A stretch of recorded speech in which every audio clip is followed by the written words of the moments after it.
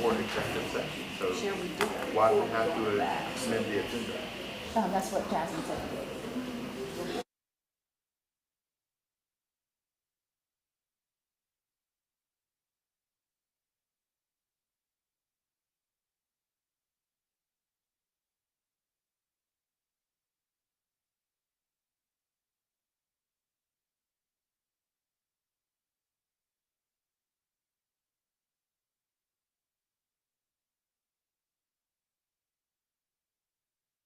Yes, executive session.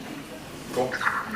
Good evening, everyone. I'd like to welcome you to the Tuesday, June 25th, 2024 regular board meeting for the Colleton County School District Board of Trustees. I'll call this meeting to order. I invite you all to please stand for the invocation, followed by the pledge. Let us pray. Dear Heavenly Father, we thank you for the rain that is on the way. We need it for our crops. We thank you, Father, that your hand is always upon us to protect us. Father, we thank you for those that are gathered here tonight to do the business of our school district. Father, it takes all of us to work together to do what's best for your children. Father, we thank you for the students that are represented here tonight, the staff, the parents, all of the community, Father. We thank you. And now we pray, as you taught all of us to pray, Our Father, who art in heaven, hallowed be thy name. Thy kingdom come, thy will be done, on earth as it is in heaven. Give us this day our daily bread, and forgive us of our trespasses, as we forgive those who trespass against us. And lead us not into temptation, but deliver us from evil. For thine is the kingdom, the power, and the glory. In Jesus' name, amen. I pledge allegiance to the flag of the United States of America and to the republic for which it stands, one nation, under God, indivisible, with liberty and justice for all. You may be seated. That's all right. At this time, I'd like to identify the Sisters in Action summer school program from the Colleton County Middle School. Thank you very much for being did I say that correctly? Right, by Ms. Stevens. Thank you so much for being present with us and also being greeters. And I'd like to invite you up to the podium at this time to demonstrate our mission statement for the Colleton County School District and tell us a little bit about your program.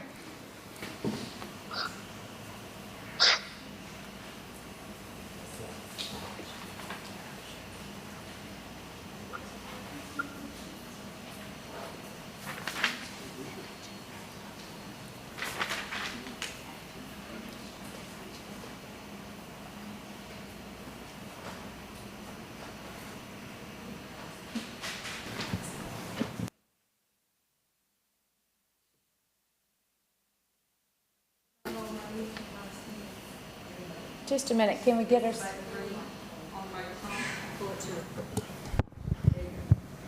Can you hear me now? I can. Okay. My name is Shekinah Stevens. I'll be reading the mission statement.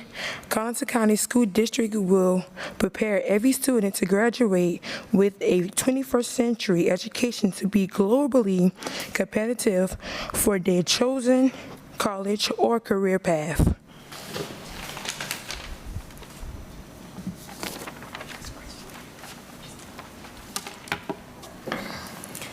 Good afternoon. My name is Demetria Jones, and I'll be telling you about the program Gear Up. This discretionary grant program is designed to increase the number of low-income students who are prepared to enter and succeed in post-secondary education. Gear Up provides 6-year or 7 years grants to states and partnerships to provide services at high poverty, middle, and high schools. Gear Up grantees serve an entire cohort of students beginning no later than the 7th grade and follow the cohort through the high school. Gear Up funds are also used to provide college scholarships to low-income students. Types of projects. Gear Up offers state and partnership grants. State grants are competitive 6-year matching grants that must include both an early intervention component designed to increase college attendance and success and raise the expectations of low-income students, and a scholarship component. Partnership grants are competitive 6-year matching grants that must support an early intervention component and may support a scholarship component designed to increase college attendance and success and raise the expectations of low-income students.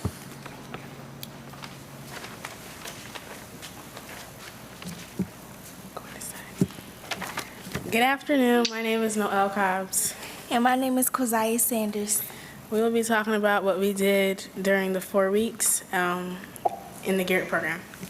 So during the first week, we talked about college and career paths. We talked about TCL Education Talent Search. Miss Catherine Warren came and she talked about stuff about talent search. And we also visited Cypress Creek. And during the second week, we talked about finance and budgeting entrepreneurship.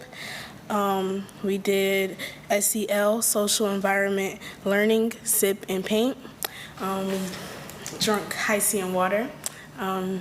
We painted nice pictures. And Chef Craig Ferguson from Daniel Island came and we made spaghetti or made pasta during that week.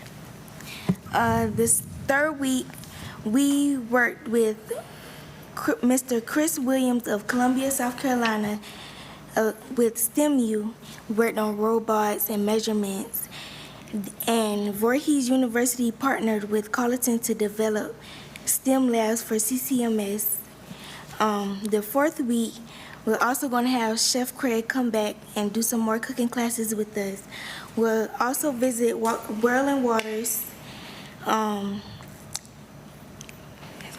And yeah, it's a fun program, scholarships, everything. We love it. Thank y'all so much. And I apologize that I called you Sisters in Action. You were a group of females that I'll tell you all together, and I misassociated you. So thank you very much to the sponsors of Gear Up. Thank you very much to Ms. Stevens for leading this group of girls. And we wish y'all a wonderful summer. Thank you so much. And they're Sisters in Action. Exactly. Ken, if I may, Ms. Sonia Stevens was just spotlighted in the Press and Standard for her service to the community, and I just wanted to make that known to the public. Thank you for all that you do. Thank you, Ms. Williams. Board members, at this time, if you'll please join me in the reciting of the civility pledge. I Pledge to build a stronger and more effective school board by advocating for civil engagement, respecting others and their viewpoints, and finding solutions for the betterment of my school district. At this time, I'll entertain a motion to approve the agenda. Madam Chair, if I may make a motion that we amend the agenda, Ms. Simmons would like to participate in executive session, so can we amend the agenda so that we will be able to take action right before we go into executive session on that? Certainly. Second. Motion made and seconded to amend the agenda to add action after a motion is made to enter into executive session so that we may add Board Member Ms. Simmons to participate electronically. Is there any discussion? If I may just add, this is in accordance to policy BEDM, which is before the board in second reading this evening. So we wanted to go ahead and get a head start on that changed action. Any other discussion? All those in favor, please signify by raising your right hand. Ms. Simmons?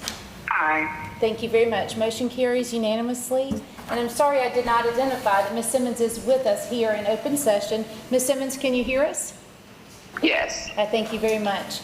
If you would let the minutes reflect that we do have 6 board members present with Ms. Simmons electronically. Ms. Jones is not with us this evening. At this time, I'll entertain a motion that we approve the minutes as presented for the regular board meeting May 21st and the special call board meeting on June the 17th. Madam Chair, I make a motion that we approve the minutes for our regular board meeting, May 21st, 2024, special call board meeting, June 17th, 2024. Second. Motion made and seconded to approve the minutes as presented. Is there any discussion? All those in favor, please signify by raising your right hand. Ms. Simmons? Aye. Thank you. Motion carries unanimously. The next item is 2.02, the meeting schedule. Board members, in your information packet, you received a copy of all the board meetings that are set for the schedule that continue throughout this calendar year. So we have set before us all board meetings through the year 2024. We do meet on the first Tuesday of, the second Tuesday for the Committee of the Whole at 5 p.m. We meet on the third Tuesday of the month at 6 p.m. And that's the action meeting of this district and the business that is voted on by the board. Just want to send that, everybody received that information as a reminder that it was voted on last fall, and we will receive a new list of dates to approve later this fall. But just be mindful as you are scheduling your summer vacations about those dates. And if you are unable to attend, then you may join us electronically like Ms. Simmons is tonight. Also, before we move forward, and I'm sorry it's difficult to hear me. Can you hear me now? I want to make note of a few changes to the meeting format. You'll see that Ms. Williams, our superintendent, is joining us on the stage, and she is joining us on the stage with the rest of the board members as the CEO of our school district.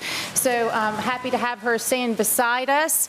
She is our one staff member that this board has selected, so we wanted her to stand with us on this board. And we'll try to direct our questions to Ms. Williams, and then she in turn can direct them to the staff that can help us if there are any board concerns. At this time, I'll call on Ms. Williams for recognitions, both student and staff.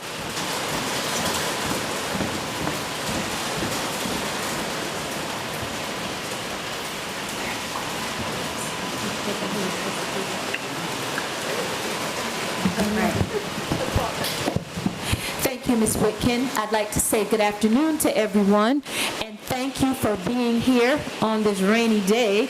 And also just thank you for being here because it's summer and I know there's lots of activities going on. We're going to start with our student recognitions, and I'm very, very happy and pleased to announce that we had a very successful CNA class this semester. We had 12 out of 12 students to pass the CNA certification exam for this summer. So we are very excited about their accomplishments. And at this time, I'm going to call their names, and I would like for you to come up to receive your certificate and stay up so that we can take a picture, and then you're going to shake the board members' hands. But I want to say, first of all, congratulations to you all for a job well done. I'm going to start with Miss Allison Alexander.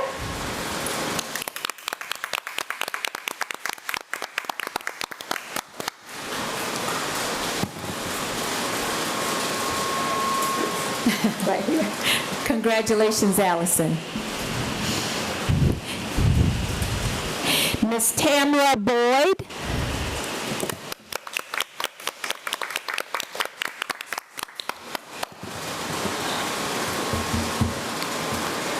Congratulations. Miss Destiny Brown.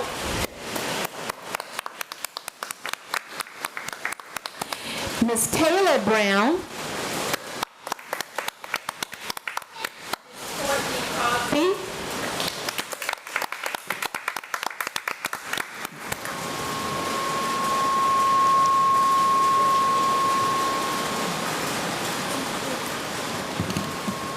Miss Griffin Donnelly. Monica Guzman Rodriguez.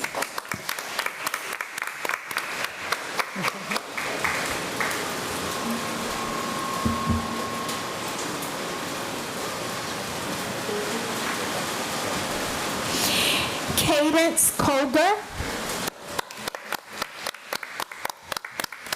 Ayana Perez.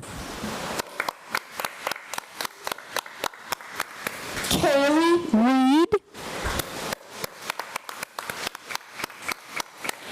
Raven Singleton. Deja Washington.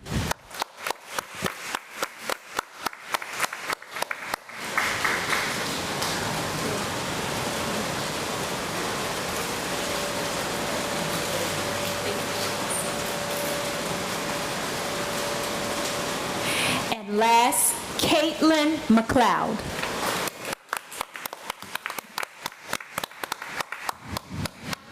Like to, at this time, recognize the instructors for the awesome job that they've done with our students. Nurse Julie Mundell and Amy DeLong, please come up as well.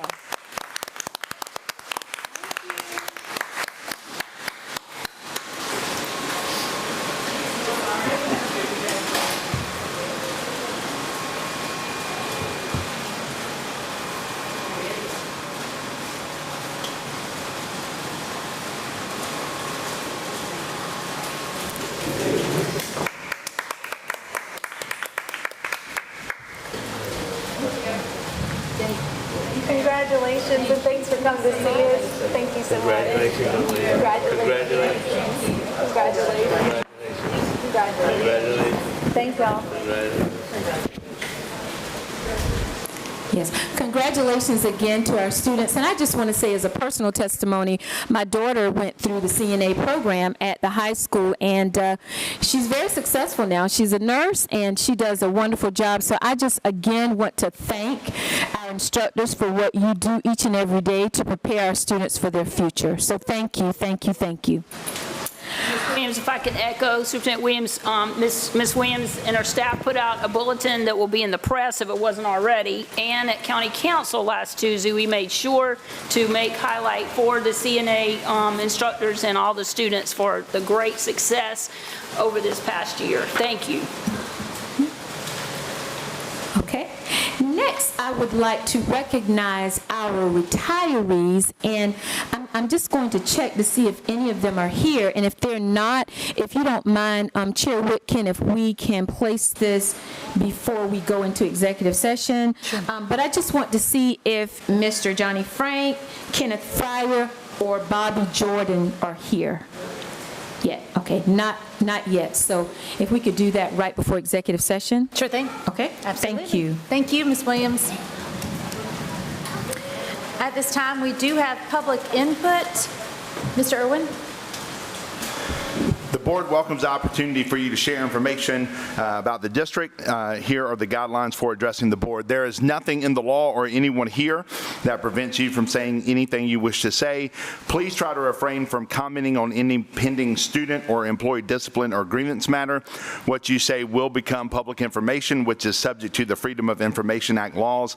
If you choose to call specific employees' names, we suggest that you don't. It is the board chairman's duty to inform you that you could also be subject to defamation laws according to your statements. Please present your comments without using offensive language or making comments in a disrespectful manner. School district policy allows you 3 minutes for comments, and Ms. Hyman will be keeping our time. Board members and the superintendent are not required to respond to your comments unless they choose, and can end their response at any time they wish. Failure to abide by these guidelines could result in you forfeiting your right to speak to the board in public session. Disruptive behavior may result in you being returned to your seat or removed from the premises. Thank you, Mr. Irwin. At this time, I'll call on Samantha Crow to the podium.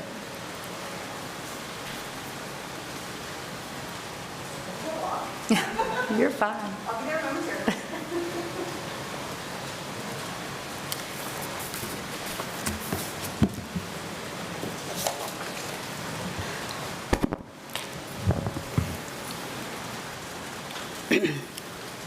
Distinguished board members, thank you for your consideration. I'm Samantha Crow, Program Manager for Teach Kind Science. I'm also a parent, a Walterboro resident, and a former professor of biology. Thanks for having me. Today, I'd like to talk about why ending animal dissection in Colleton County Schools is critical for our community and how the board can create a policy that protects students, teachers, and animals. So let's start with the basics. I know some of us haven't been in school super recently, so animal dissection, what is it? It's an antiquated instructional strategy that has not changed in a century. So can you imagine if doctors still thought that babies couldn't feel pain, or if veterinarians continued to break healthy dogs' bones to teach students then how to treat a broken bone? I mean, animal dissection is exactly like that. It's stuck in the past. Many of us will remember smelling formaldehyde in the school hallways. On dissection day, we may even have a personal story about how we felt when faced with dissecting an animal. Animal dissection, critically though, is not required or even mentioned in the NGSS, International Baccalaureate, or the AP curricula. So not even AP Biology requires or mentions animal dissection. Our standards don't include it, so why do we use such outdated pedagogy? Having worked on this issue for almost 15 years, I've learned that dissection continues because biological suppliers oppose anything that disrupts their bottom line, which is, of course, selling as many dead animals as possible to schools. Humane methods like digital dissection and dissectable models are already in use across the country, and the efficacy of these humane methods is superior to dissecting animals. In fact, a recent systematic review of the literature comparing student learning outcomes showed that students at all educational levels performed as well as, wow, that rain's really picking up, or better in 95% of studies than students who, compared to animal dissection. Humane methods do not contain formaldehyde, which is a human carcinogen. It is ubiquitous in preserved animal specimens. These methods also prevent students from misbehaving with animal bodies and body parts in the classroom. The methods are easily repeatable until students are proficient and confident in the material, and they're easy to use, and they require very little setup or cleanup, and many have assessments built right in. As mental health and law enforcement experts well know, cruelty to animals and violence against humans are inextricably linked. We can help future tragedies by including kindness to animals in the curriculum, starting with animal dissection. A policy to end animal dissection can be very simple. As simple as, for example, instructional materials for dissection shall be non-animal in origin. Done. If such a policy is enacted, the nonprofit that I work for, Teach Kind Science, will donate materials and professional development training to facilitate the switch to humane science methods. It's all about the kids, and the time is now. Thank you. I thank you, Ms. Crowe. We do have your contact information. I thank you. Is there any unfinished business of the board or any new business? Hearing none, we'll enter item number 7, policy items. Mr. Irwin, Policy Committee Chairman. Thank you, Madam Chairman. Board members, policy, or item 7.01, policy DKC, and the administrative rule that follows DKC. These are both pertain to the expense authorization reimbursement, and at our policy meeting that we just had, we actually discussed this, but and I take full responsibility for this, we have actually just revised this policy less than a year ago. The policy that we were looking at during the policy amendment was not the current updated policy, it was the outdated policy. So many of the things, and we had staff members here at our policy committee meeting from our finance committee, excuse me, who addressed some concerns, but those concerns, I believe, we have already addressed in the policy that we had passed. And Ms. Jasmine, I'm sorry, I don't have, when was it exactly that we approved that policy? So not even a year ago. October 2023, if you can't hear. Right. So, board members, I'm happy you have both policy DKC and the administrative rule that goes with it in your packet.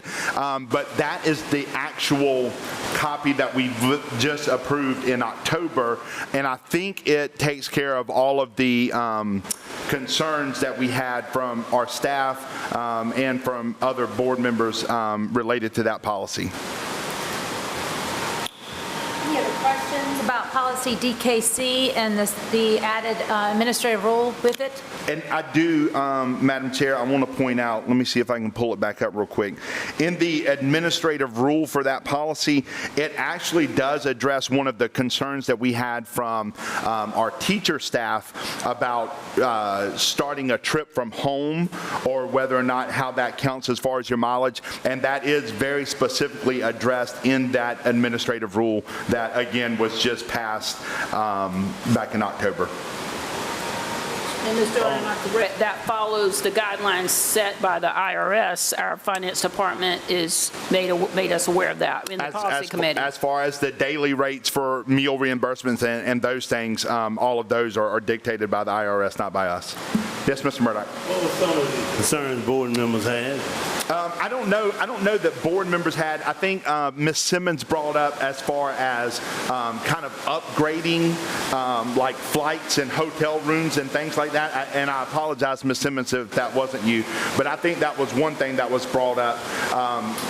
And our financial staff wanted to make sure that it was very clear that what our reimbursement is based on is the lowest economical option that there is, not upgrades. Upgrades are not subject to reimbursement according to this policy. Ms. Jasmine, did I cover all of that correctly? Is that? Yeah, so as you mentioned, this policy is currently in existence as is. Obviously, that would not prevent the board from having, any further discussions, and if you decided that further modifications need to be made at a later meeting, you can certainly do so. But ideally, that has addressed the concerns that were raised during last week's policy committee meeting. But again, if the board has some other suggestions or staff or further modifications, that's certainly something that can be discussed and considered and can be modified as appropriate. And I think the clean copy that you have before you that we voted on in October does strengthen the language, which was the concern from our financial staff, that we just add in some stricter language. And I think what we voted on in October takes care of that. And we do have to turn in receipts, right? Correct, yes, sir. And that is listed in the policy, and I believe, I swiped past it, but I believe that's within 10 days of the return, I believe is what the policy says. Attorney Green, since we are discussing that, and I was at the policy committee, but there to listen, not as, an active part of that policy committee, but since this is a time for discussion, just a takeaway I had, we want to make sure the language, of course, is strict enough that we're maintaining, being a good steward of our resources, but also having the flexibility for the superintendent to be able to, to support the finance department if there are extreme circumstances or something where a plane gets delayed and someone has to stay overnight, an employee shouldn't have to pay for that if it was out of their control, because sometimes the airlines and things happen that are out of our control. So I just hope there's language in there so that the superintendent can make a final decision about something, because I know finance, needs to follow the rules for everyone, but there could be exceptional situations, such as when students travel. We want to make sure, we're not doing such a basic rate that students, aren't safe, and teachers being able to support having their seats assigned.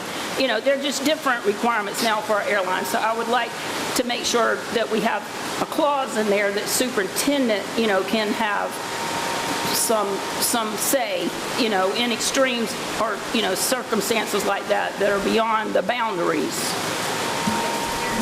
There's language in there currently that, it does give the superintendent some discretion. Well, she ultimately would have to approve anything that would exceed the limitations that are set, but we can certainly look at that and tweak and modify if we believe that it's too restrictive and doesn't give the superintendent enough flexibility for extenuating circumstances to approve beyond the economy. Madam Chair, I would like to suggest, and this is just my suggestion to the board, if you have not had the chance to look at the clean copy that we voted on in October, please do so.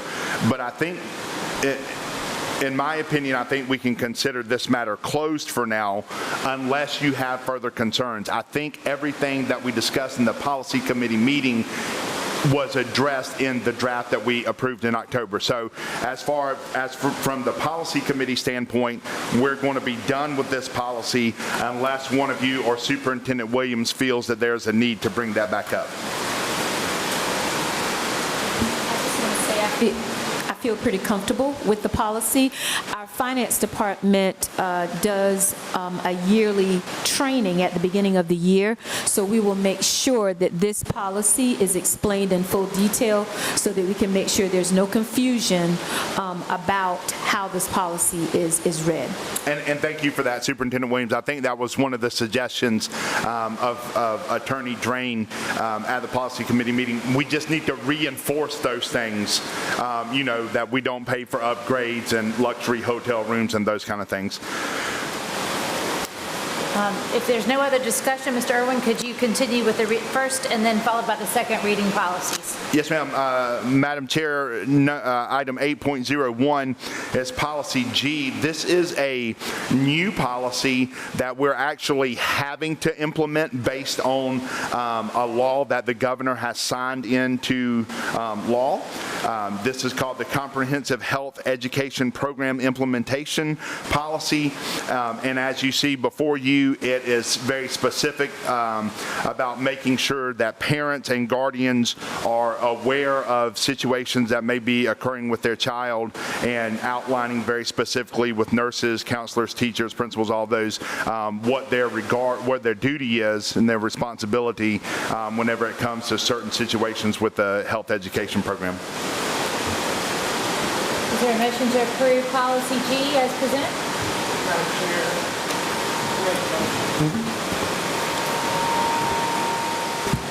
I make a motion that we accept policy G as presented.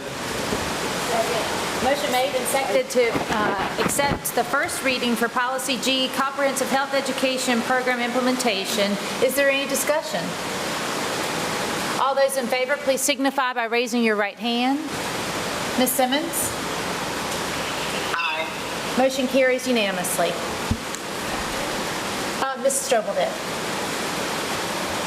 Madam Chair, item 8.02 is policy JFABC, the intra-district transfer and out-of-district transfer. Students, board members, the policy that you have before you has some amended language based on our discussion and recommendation from our attorneys.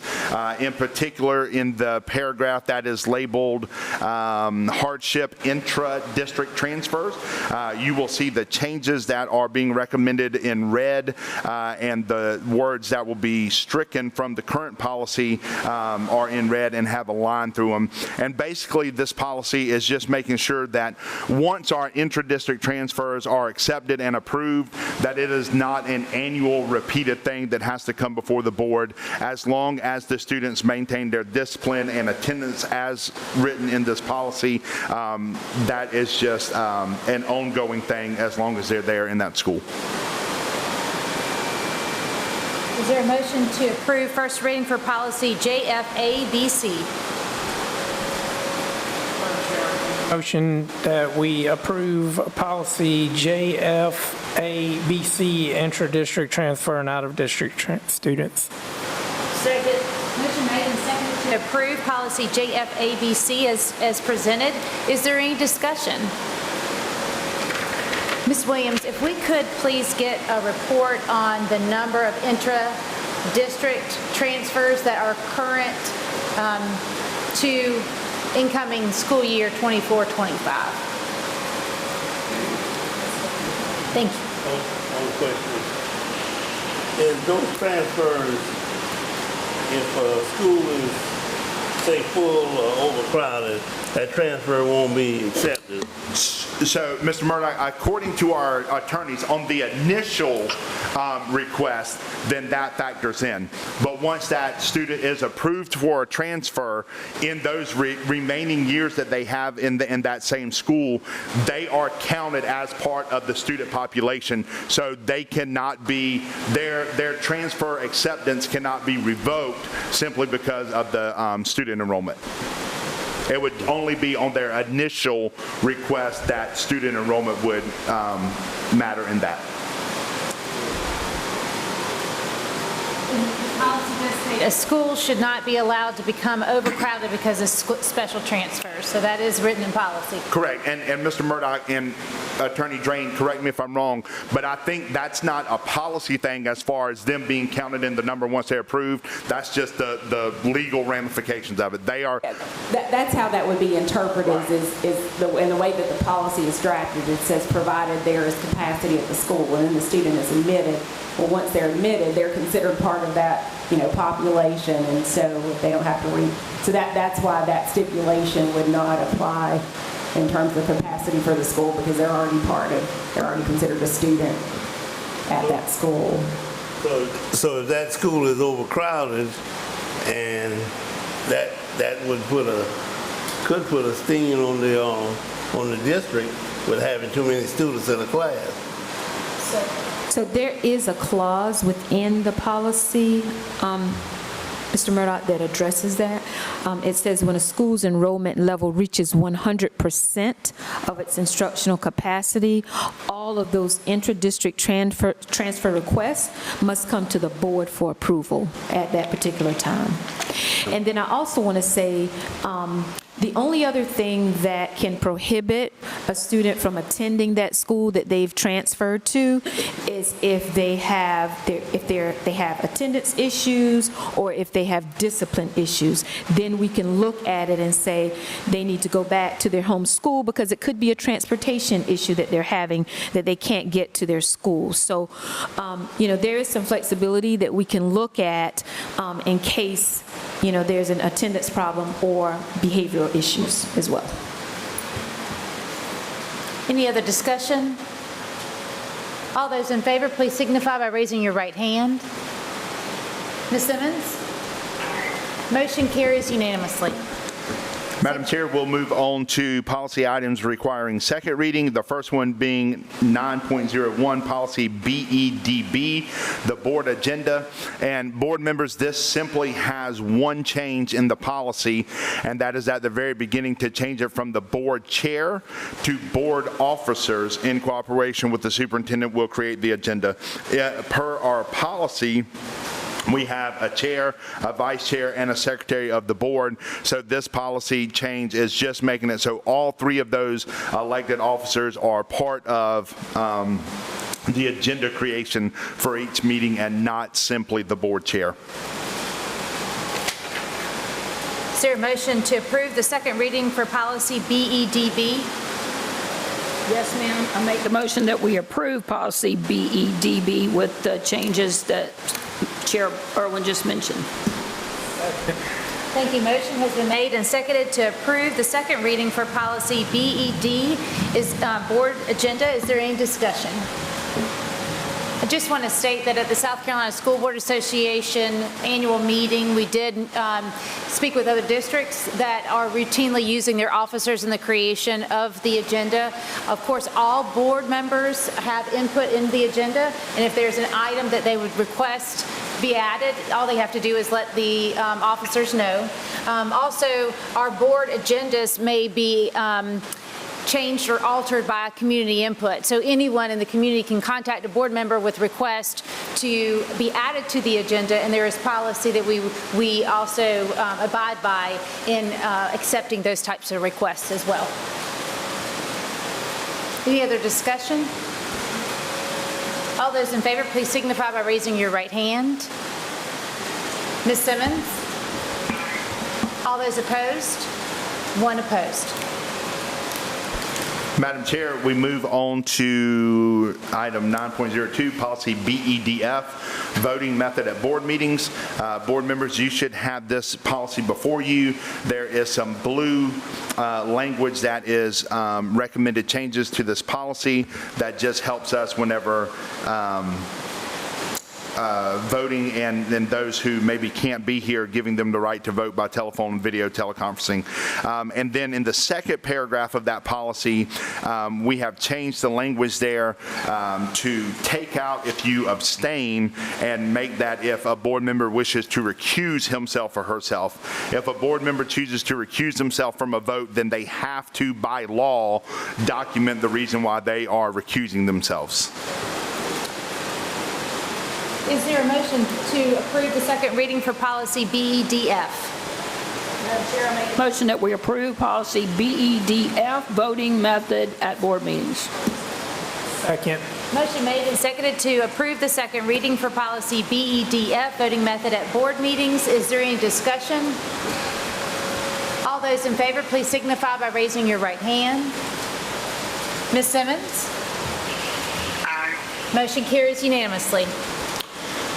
That brings us to item 9.03, policy BEDM, electronic participation in board meetings. Again, board members, you should have this before you with the changes in blue. This has to do with kind of the situation. I guess I can kind of use Ms. Simmons tonight not being able to be here for whatever reason. This policy just goes over the rules and the expectations of participating in our board members in our board meetings electronically. And I do want to say, we're absolutely open to any questions or anything, but I do have one concern with this policy, and that is at the very end about the use of electronics, including phones, computers, and other personal electronic devices in executive session is disfavored.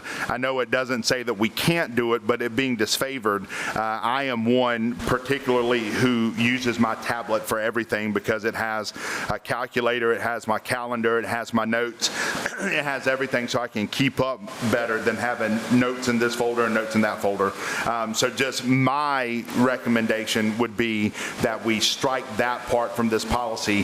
However, it does not say that we can't use it, it just says it's disfavored. So if the board chooses not to do that, whoever makes the motion, I'm completely fine with that. I just wanted to make that mention. Is there a motion for approval of the second reading for policy BEDM? Make a motion that we accept the policy as Mr. Irwin has explained, policy BEDM. Just for clarification, is the motion to approve it as presented?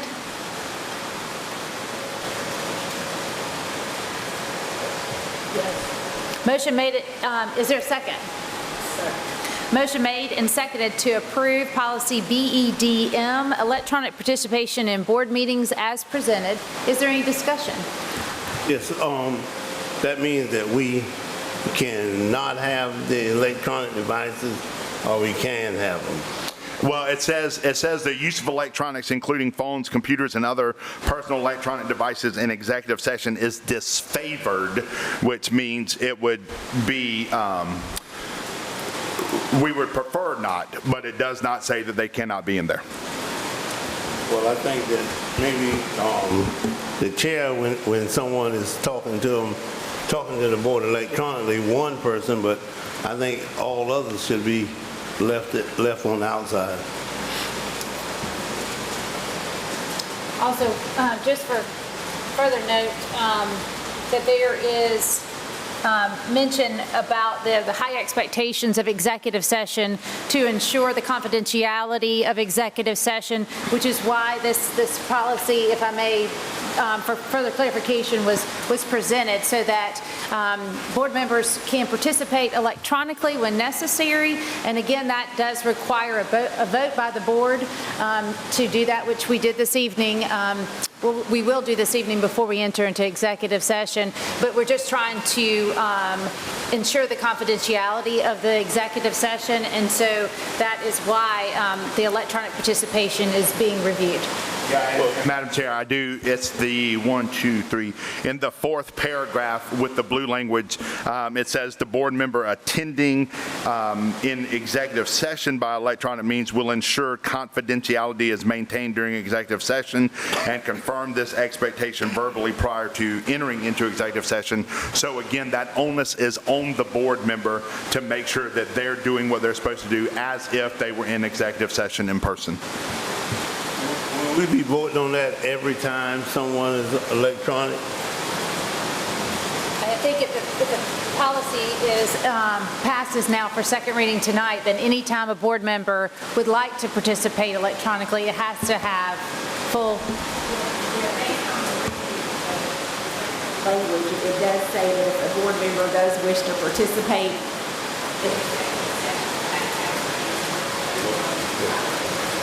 I'm all right.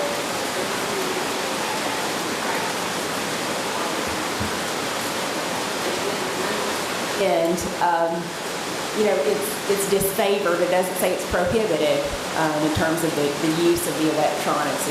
This policy is not prohibiting that, just saying it's disfavored. And as Mr. Irwin pointed out, the onus is on the board member to ensure that they're using the electronic device in a way that protects and preserves the confidentiality of those discussions and the information shared. As well as that is the same language that's actually used where it says, I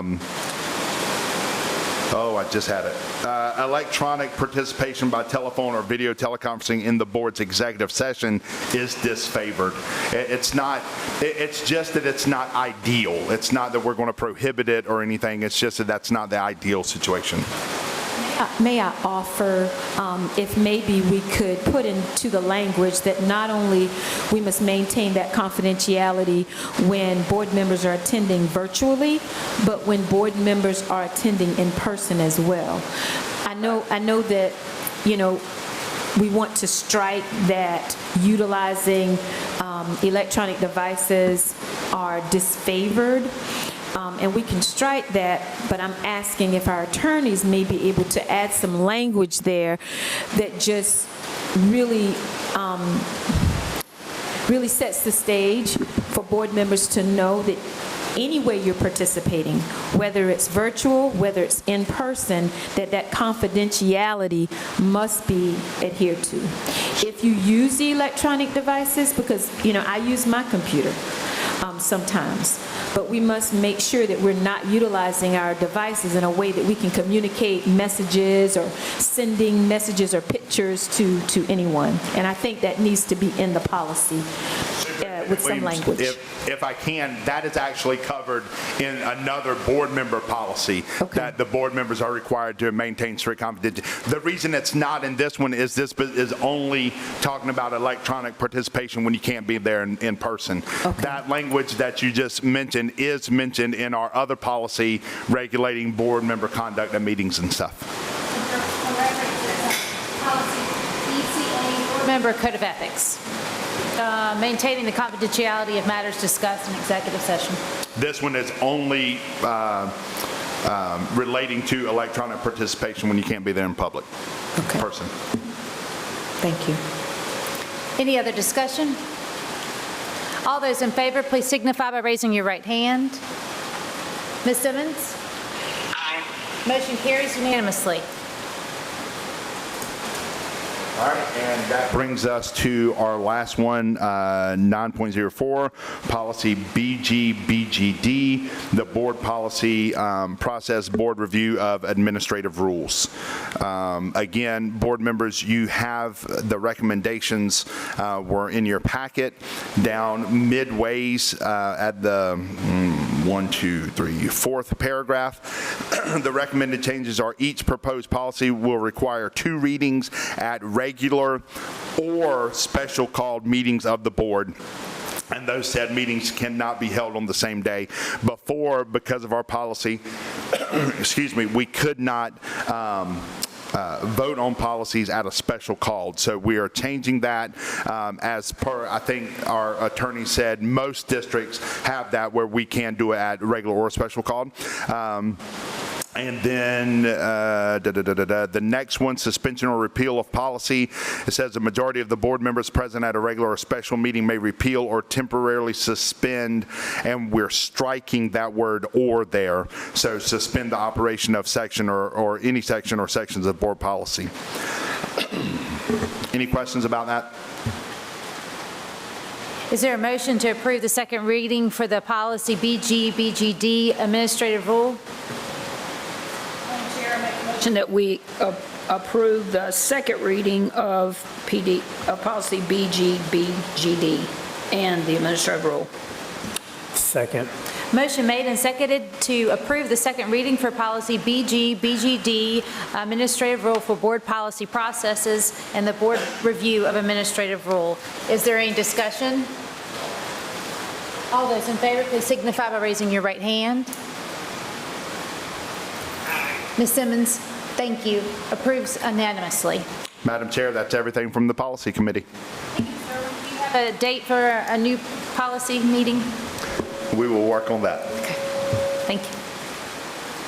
At this time, we'll call on Ms. Williams for the superintendent's report, and I will call the community's attention to the next couple items on the agenda. 10, 11, 12, 13, and 14 are identified based on the topic, but also the core value by the Colleton County School District that affiliates with that subject matter. So our affiliation or association with the core values of the district is now better identified on our board agenda. Thank you, Ms. Williams. Can you hear me? Okay.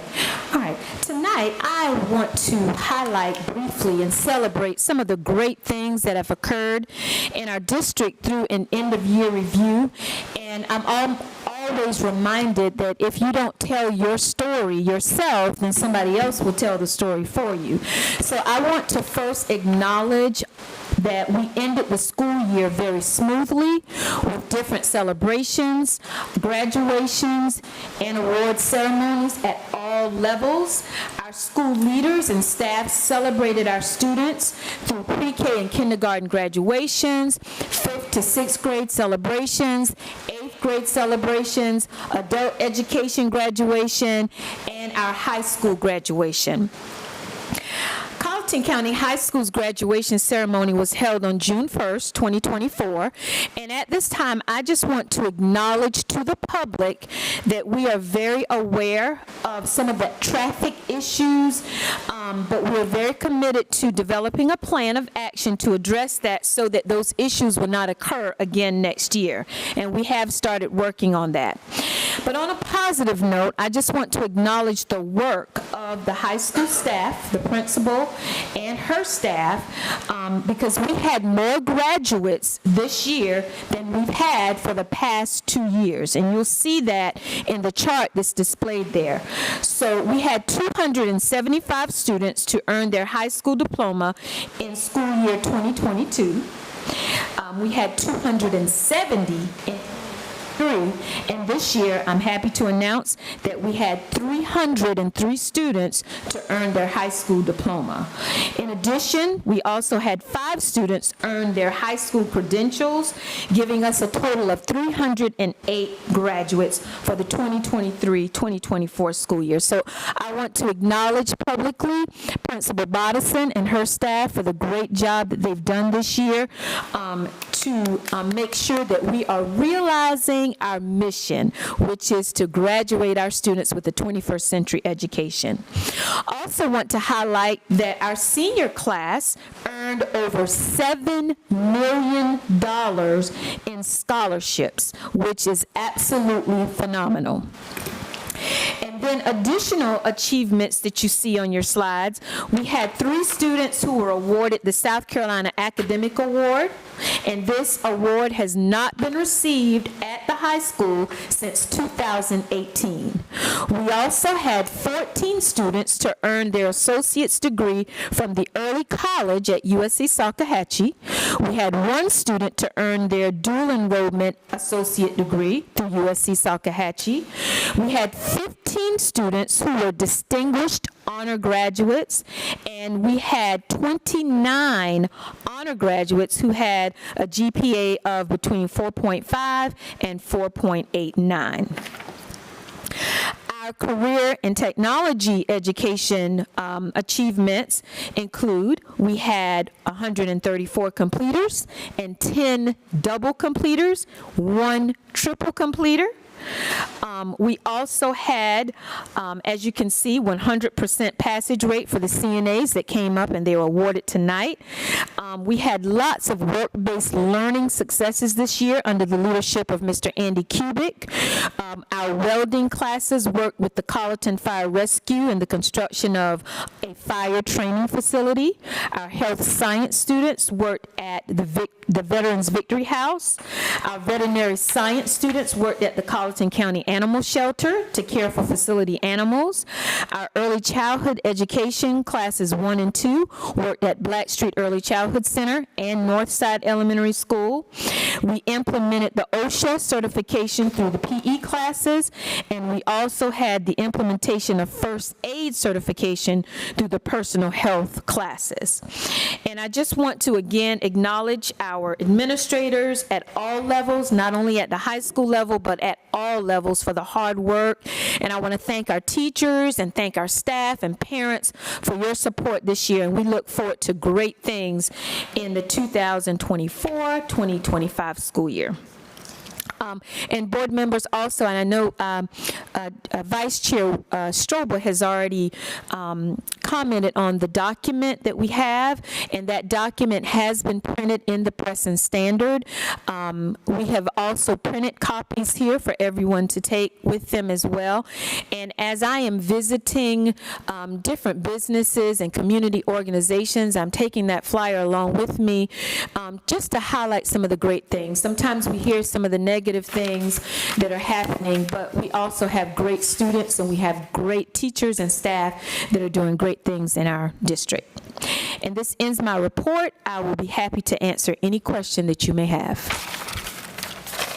Ms. Williams, I appreciate you doing this, and I hope we can make it an annual event to go to the county council meeting in June and to bring the year in review, you know, to show them and our community as taxpayers that we're being good stewards and the success of our district, so we tell our story. Did you mention the military? Because I think there were 12 that were already enlisted in the military that we stand and stood and applaud. I didn't have that in my report, but yes, I think it was 12 that we had to enlist in the military as well. So that's an awesome accomplishment as well.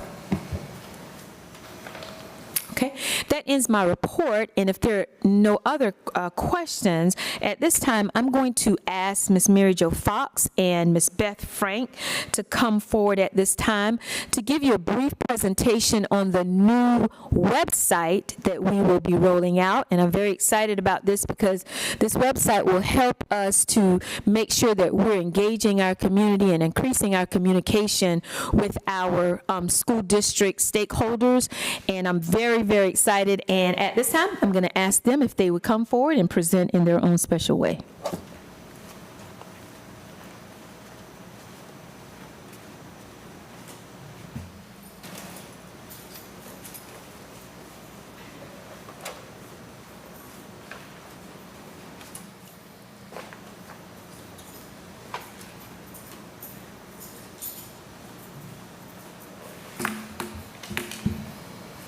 Good evening.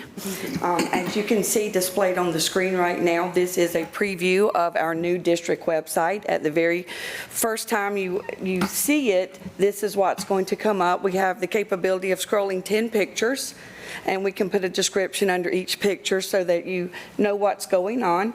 You can see at the very top right-hand corner, there are quick links for our calendar, students, parents, and our school board. Then if we scroll down a little bit on the page, we have some quick link buttons. So we have Meet Our Superintendent, the mission and values, the community, employment, public information, tip line, our menus, and our transportation. The most exciting feature for me is the live feed that you are seeing right now, because using the software program for this new website, I can post to social media and the district website and every school website with just a few clicks of the button. It's been amazing. So I've been very busy trying to post things so that when we go live on July 1, there will be new current information on our district website. So live feed is short, quick. We can do 10 pictures and write a little description about it. So if you scroll down a little bit more, We have our news. This is more of a little more detailed place if you wanted to write like a news article and put one picture. And then you can open it up bigger and scroll down to see the whole entire thing. And get back. On the right-hand side, you'll see our current events. This is the live calendar feed. We do have it set so that anything I put on the district calendar will be pushed out to every school calendar as well. So a parent never has to come to the district website to know current events and what's happening around the district. And if we scroll a little further down, we have the opportunity to advertise and shout out some of our programs. Remember, we're still working on this website, and what we hope to do is be able to link to the athletic page just from this quick link. We have the band page. Right now they use Facebook, so I got to talk to technology to make sure that it's not blocked with our firewall and stuff like that. So these were just some of the programs that we hope to highlight on our district website. And then if you scroll down, everybody's page at the bottom will have our Find Us information. It'll have all the school links, so you have a quick link to go change schools. Our app is live now. You can go to your Apple Store or your Google Play, and the very first one that should come up if you search Colleton County Schools is the Colleton School District with our little white circle up there, and it says Apogee. And so you'll know that's the current link. And then I have it set right now so that your live feed and your calendar come up. Very first thing is what you see when you go to your app. You can very quickly change locations. So if I have children at multiple locations, it's just real easy. Drop down tab, pick the school I want to see, and I can change it on my phone very quickly. So you can get the app now and see some of the things that are going on. If we go back up to the top, we have 3 little buttons underneath the title. It's called Menu. Every website, every school website will have a menu. We will all have the same 7 buttons at the top, but our menu options may be different based on the schools. And then if you scroll to pick the superintendent's message, it's just a second way to find Ms. Williams' message and get to their page. Notice beside school board, there's a little plus sign.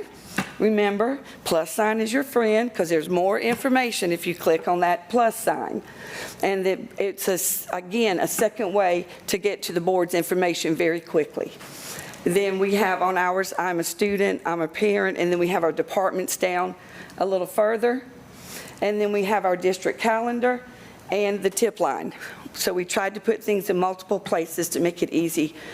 We are still working right now. The district's website is the most put together, so that's why we're showing you. And then we should have everything ready to go on July 1 for the district website. At this time, I'm going to let Ms. Frank take the podium to talk about the school board's page.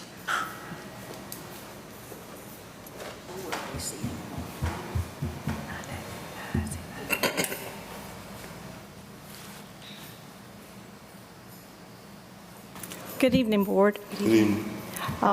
As Mary Jo has said, we've been working on this new website. It's exciting.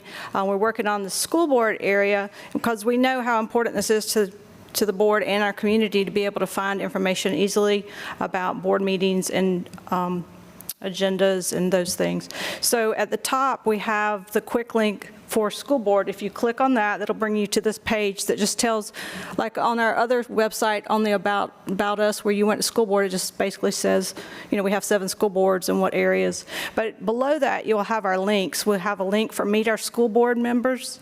And this is the same as it was on our other site, where it gives your information and contact information so people know who our school board members are. We have a board meeting schedule. We also have a link for agendas and minutes. We're maybe changing this area a little bit. We're practicing and learning some new things, and we didn't want to make a change tonight right before the board meeting because I'm trying to figure out a better way to do some of it. But it also has a link to board docs for y'all to be able to access that. If you go back to our page, you'll also see we have a place there for access the policies, which was board docs. We also have a place for policies under review, those that have a first reading and a second reading, so that the public and staff know what is taking place. And then information about speaking at a board meeting, and the policy there attached. So like we said, at the top, you can get school board, or you can go to the menu and access school board.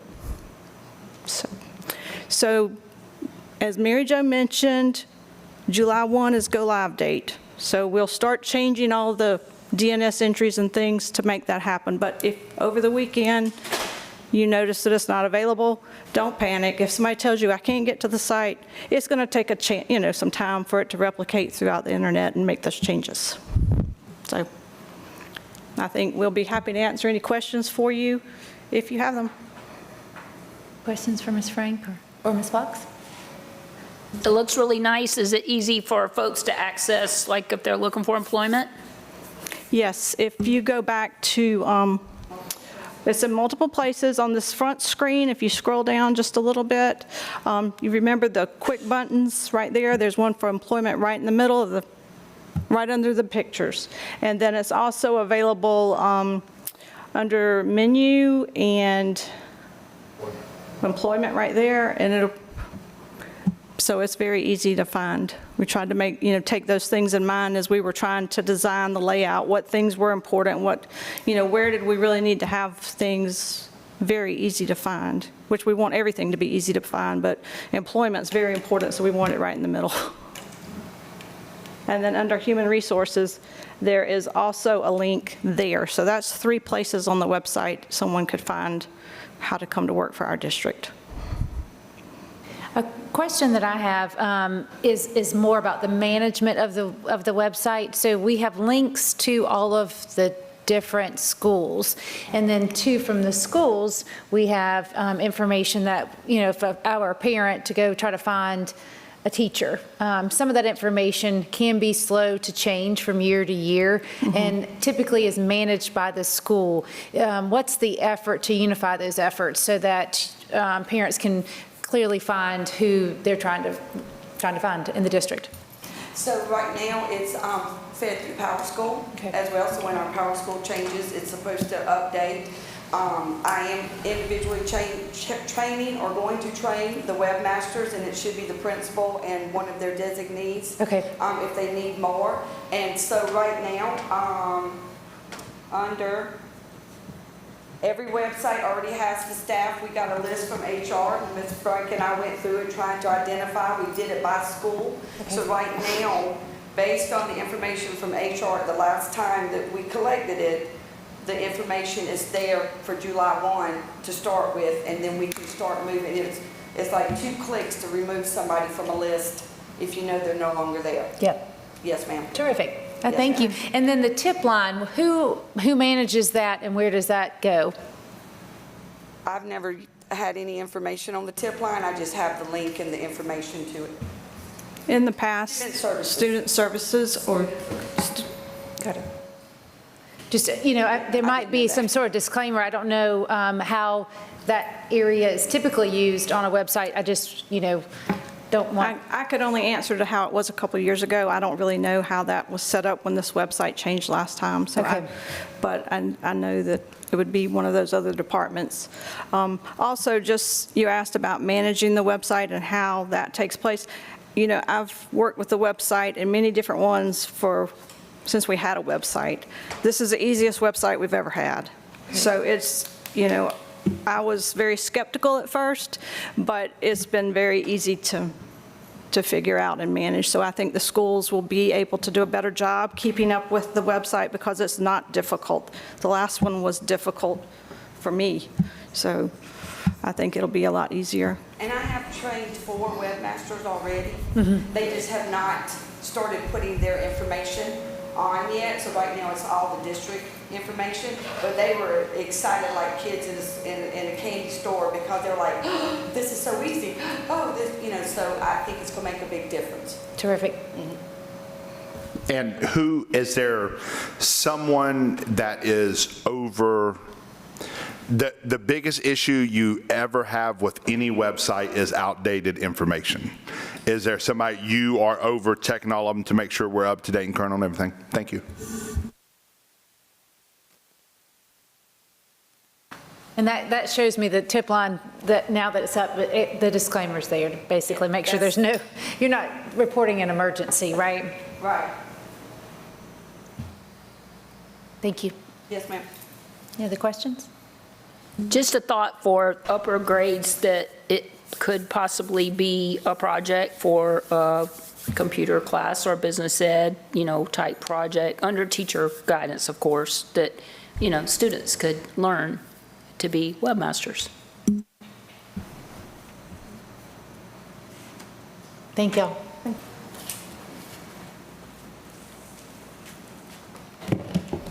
I just want to again thank Ms. Frank and Ms. Fox for collaborating together, Communications Department and IT Department coming together to do this project. And I'm very excited about it because the website is really nice. So thank you all again for your work. Okay. All right, board members, I'm going to move into our capital projects recommendations, and those recommendations have been shared with you for your review. I just want to give you a brief synopsis of the process that we went through to develop the final list that was sent to you. So first of all of our schools and all of our departments through our budget process were given the opportunity to submit requests. After receiving all of the requests, we used a project prioritization method to determine those projects that were of the highest priority and the highest importance to complete based on their alignment to our vision, mission, and goals, and also just taking the approximate cost into consideration, because we have a lot of needs, but we don't have all of the money that we need to take care of those needs. So we had to actually go line by line, and I want to thank that committee because they spent a couple of days with me. This wasn't a one-day feat, and they know who they are. Ms. Barrett served, Mr. Hamilton, Ms. Fitch, Ms. Crosby, and we looked line by line at each one of the requests that were given to us. I had to say no to quite a few, and we had to determine, what we needed to really focus on this year. So after we did that, Ms. Barrett did an analysis of our last year's capital projects budget to see where we had projects that came in under budget and we didn't use all of those funds in order to add to the amount that we had for this year. And so after that analysis, we had about $398,000, $577.70 to add to the 1.8 that we had, and that gave us the total of a little over $2 million for our capital projects.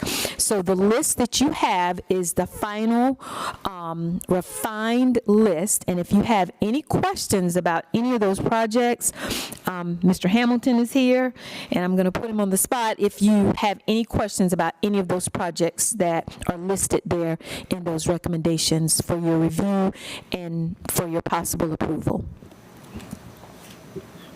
Ms. Williams, I spoke to you about this, so if you could just please highlight, I noticed that Hendersonville and Bells, it doesn't show the canopies, but if you could please just explain that. Yes. So Hendersonville and Bells canopies, and correct me if I'm wrong, Ms. Barrett, those were in last year's capital projects budget. So at this time, Mr. Hamilton is, and I think he's already done this because you sent me the documents, has looked at that to scale it down a little bit and look at the necessities, those things that were necessary so that we could get that cost down. But that money for those projects is already budgeted for in last year's budget, capital projects budget. And we can carry that over, that's correct? Yes, that money can be carried over, that's correct. But it's not part of the 398 that was added to this year's budget? No, that's not a part. No, we did not, say that we didn't need that because that was a priority. Okay. Yeah. Any other projects that we know of from this year that have yet to be completed that are still on the books for this year, other than the canopies? I don't have the listing with me. Mr. Hamilton, do you want to address that?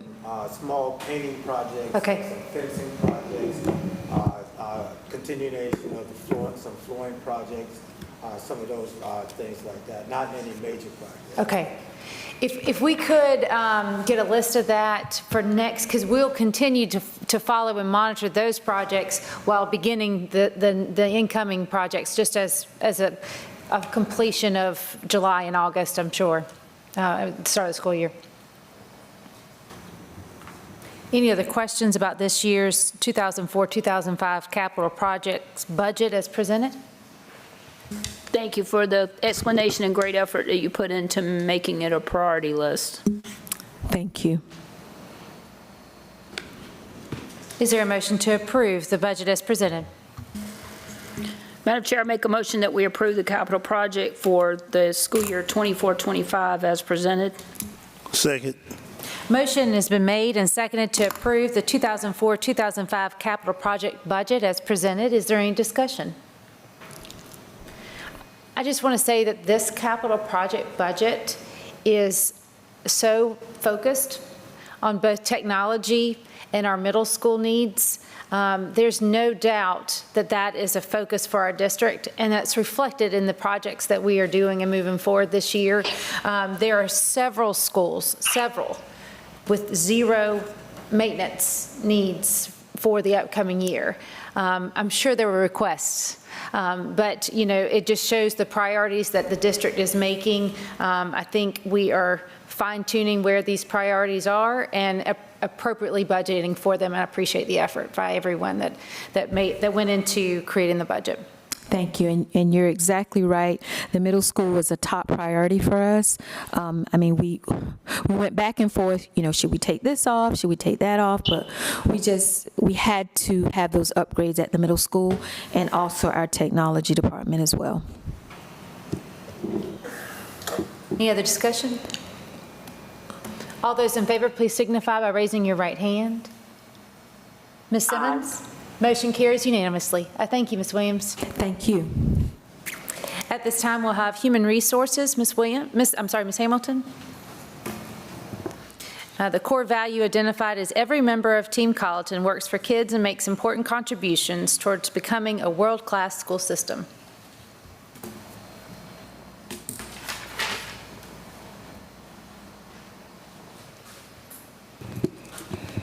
Good evening. Good evening.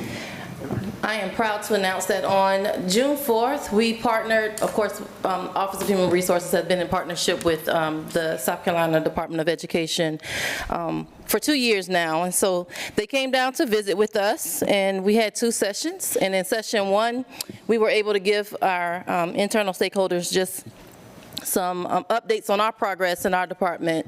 And then in session 2, the SEDE gave us some PD, so to the principals and assistant principals and directors. So I want to give a special shout out to my team. Huge thank you to Mate Stevens and Deetra Beaton for all of their hard work during that visit. So thank you. I have provided for you guys a number of vacancies that we have to date. I pray that you have the most recent board report, but we are constantly updating the report. So at Bells, we have 0 vacancies there. At Blackstreet, we have 3 SPED vacancies, so special ed teachers. 1 special ed teacher vacancy at Cottageville. We have 2 vacancies at Forest Hills, 1 first grade, 1 special ed. Hendersonville, we have 3 vacancies, 1 second grade, 1 special ed, 1 media specialist, and then at Northside, we have 3 vacancies, a special ed teacher, art teacher, and a PE teacher. At the high school, we currently have 8 vacancies, 3 science teachers, 1 social studies teacher, 2 special ed, 1 PE, and 1 sports med. And then at the middle school, we have 3 vacancies, 1 ELA, 1 special ed, and 1 Spanish. And we're working to fill those, and I feel confident that we probably will. I have provided numbers on the number of people who have resigned from the district or did not sign a contract or a work agreement. So we had 32 certified employees. We had 5 classified employees, 6 people to retire at the time of retirement, at the time that we issued contracts or work agreements, for a total of 43 people. And then I did a year-to-year comparison, so June 2023 this time, where were we with vacancies compared to June 2024 and where we are. So we were at 60 last year, and this year we're at 23. Provided you guys with some upcoming dates. So we are going to be busy, busy, busy. I was over there writing my agenda for our HR huddle in the morning, so they're not going to be happy with me, but we got a lot to do. July 18th, we will have our Teacher and Support Employee of the Year banquet right here in the boardroom at 6 o'clock. And then on the 23rd, we will welcome our new employees at the auxiliary gym at the high school. And then July 24th through the 25th, we will provide professional development as we do every year with our newest teachers. And then on July 29th, we will welcome all of our certified staff back. And then in the executive session, we have some things for you to consider. Any questions for me? Ms. Samuels, I know we're all proud of those numbers being less. The TCTC was 0 and there was a 1. You can give me that later, or Ms. Williams. I'm sorry. Mr. Kubik sent in a recommendation for that 1, so that's where we are. Well, the updates are welcome. Thank you. Yeah, sure. Any other questions for Sam? Finance, Ms. Barrett. Identified under finance is the core value, organizational development, and professional growth opportunities for all employees are essential to becoming a world-class school system. Good evening to the board and everyone. I know we've been hearing about the State Department of Education and how they haven't, well, not the State Department, but the whole state hasn't been able to pass a budget. Well, on last Friday, the conference committee came together and they came up with a budget, but it has to go through some steps. So on Wednesday, which is tomorrow, the Senate and the House are going to meet, and they're going to come up with approval of the budget. And then, of course, you have the governor have 5 days in order to approve the budget. But what happened is that we had 2 versions of funding sources out there for the districts too, and we had the House version. The House version was very generous. They were giving us $230 million. And then we had the Senate version, which was going to give us $200 million. Well, they look like they're settled on the Senate version for now, and that's what we got. Our budget is based on the Senate version, which is the $200 million. So our budget is based on that, not on the high amount. So, but they're still saying that they can work out something, and maybe there might be some money coming forward, but we're not going to budget based on that. We budget based on the lowest amount. So right now, they're telling us to go ahead and pass our budget because they are going to pass a budget. And they were saying if you have fund balance, if you had anything like you want to do continuing resolution or anything like that, you can go ahead and do that because we will be passing a budget. But of course, we're fine. We financially, we're good. So we have no issues with our budget to pass it. And according to the state law, we have to put in public notice in the paper for 15 days, and we have done that. And now we have to have a public hearing to see if anyone had any comments they want to say about our budget. So we have to ask if anybody have any comment about the budget. And if not, we can do the budget for next year, fiscal year. Ms. Barrett, that was my fault. I should have identified the public comment specific for budget if it were necessary, but we did have public input, and we did take input, though we didn't have any at that time on the budget. So that part was covered in the agenda already. I'm sorry I didn't say something earlier. Oh, that's okay. Okay, so right now, our budget is still the same. Nothing has changed. It's just the final adoption of the budget for fiscal year 24-25, and I'm just asking for approval so we can have our budget for 24-25 fiscal year based on the same information that we were given on the last second reading. Nothing changed. Madam Chair, I'd like to make a motion that we approve, after going through the first reading, second reading, and the process we needed to do for public comment, that we approve the general fund budget for 24-25 as presented. Second. Motion made and seconded to approve the general fund fiscal year 24-25. That would be the final reading as presented. Is there any discussion? Hearing none, all those in favor, please signify by raising your right hand. That's 3. 4 with Ms. Simmons. Opposed? 2. Motion carries 4-2. Okay, thank you. Okay, I'm just going to do the monthly revenue. As you know, this time of the year for finance is very, very busy. We're going to be working in 2 years. We're trying to close out for fiscal year 24 and opening up for fiscal year 25. So a lot of our revenues, we have like various things, accruals and everything going to be happening. But right now, as of May of 24, for local revenue, we had a decrease in local revenue, $156,943.42 was a decrease in local revenue. And for the EIA funding, we had a decrease in the EIA funding of $111,650.68. And our federal funding, we had an increase in federal because right now we're trying to spend out all our ESSER 3 funding and get all of that out of the way. So we had an increase in federal funding coming in for claim. For food service, we had a decrease, and the reason why we had that decrease is because last year the state was slow in giving us our funds, and they gave us 2 months and 1 month. So that's why it looked like we had really a decrease, but we really didn't. They just didn't send it to us in time. So that's what happened there. So we had a total increase, our revenue for this year over last year of $636,515.19. For expenditures, Ms. we Barrett, had. I'm Yes, sorry if I ma'am. may. Did you explain why the local revenue was less? But the local revenue is also based on collection. Sometimes if people choose, after they, if they don't pay their revenue, they go into delinquency. So we have until March to pay the money. And sometimes people don't pay it, so they go into delinquent, and they got delinquent tax, they'll pay that in October. So sometimes just based on collection. Just a collection issue. Yeah, just a collection issue. Thank you. And our general fund, our expense increased because, of course, everything goes up. We had an increase in our salaries last year, so that's why we have an increase for our salaries this year than we had over last year. And then, utilities, light bill, everything goes up.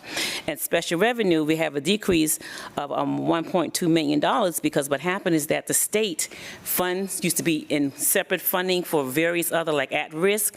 The state rolled that funding source up and put it all into the general fund. So now we don't get that funding source anymore. It's put into the general fund. And we used to get it at 100%. Now it's going to be at 70. We're getting it at 75% now. So that's one thing that they did. And also did some nursing funding too that we used to get at 100%. They rolled it up and put it into the general fund. So that's why you see a decrease in our special revenue fund.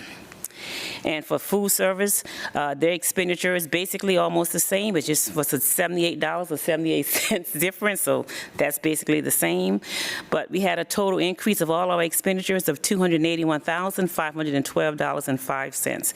And basically, we're going to still be doing a lot of accruals and closing out, and I will be, hopefully this year we can do a good fund balance, and we're looking to see once we get everything closed out at the end of the year. Any questions on that? Okay. Is there a motion to approve the monthly revenue, monthly budget, and monthly capital project budgets as presented? Madam Chair, I make a motion that we accept the monthly revenue report that was presented. Second. Motion made and seconded to accept the monthly revenue report as presented. Is there any discussion? Before we go forward with the vote, I just want to say, I noticed while I was going through that, specifically in our travel budget, we have some extreme overages in the budget. I just want to make sure that we're watching those very carefully. One in excess of $7,000 for travel. I understand we can go over budget on certain things because we don't know those things are coming, but when it comes to things like travel, for the most part, we already know in advance what we're paying for rooms, what we're paying for classes, all of that. So to be over twice the amount that is budgeted, I just want us to try to be more careful and watch that in the future. Okay, thank you. Any other discussion? All those in favor, please signify by raising your right hand. Ms. Simmons? Thank you. Motion carries unanimously. Madam Chair, I make a motion that we accept the monthly budget report that was given. Second. Motion made and seconded to accept the monthly budget report as presented. Is there any discussion? All those in favor, please signify by raising your right hand. Ms. Simmons? Motion carries unanimously. And with our capital projects, all of those projects, if they're not done, they always carry over to the next year, because as I said, the money is in the treasurer's office at the county, so we have to spend those funds because she has them in separate bank accounts, so we just carry them forward. If we're not going to do them, we allocate them in the same line, in the same fund, because that's why we have to do it, and we budget it again if we don't need those. But all the projects that's on the books now will carry forward. If you need it, if not needed, we go ahead and unbudgeted them and put them in unbudgeted, for we can have to allocate for other expenses the next time. Thank you, Ms. Barrett, for pointing that out, and I would like to make a motion that we accept the capital project as presented. Second. Motion made and seconded to accept the monthly capital project budget as presented. Is there any discussion? Ms. Barrett, if you could please re-inform us, as we just also accepted the capital project budget for next year, and the motion is on the table to accept this last monthly capital project budget report as presented. Where does the money come from for capital projects? Okay, it's like we have a millage that we have for the general fund. We also have a millage for our capital project that we have. And with that millage, we pay all of our debt out of that capital project fund. So every time we pay off debt, we can issue out the GO bonds, and that bonds and that extra money goes to the county. So we pull down more money than what we need, so that become the 8% money, more money than the county. Like the county has a certain amount of money, and if we don't need all that money, we can pull more of it down for us to use for 8%. And normally this is what we do at the end of the year. Once I reconcile all of our bonds and everything, Bob and I we'll get together, we'll look at how much we need for the next year, and if we don't need as much, we can pull that money down and put it into our 8% capital projects where we can use from the county and pull down that money for our expenditures. But the money from capital projects, the money that comes from the bonds, the 8% money, can we use that money for general operating costs? Okay.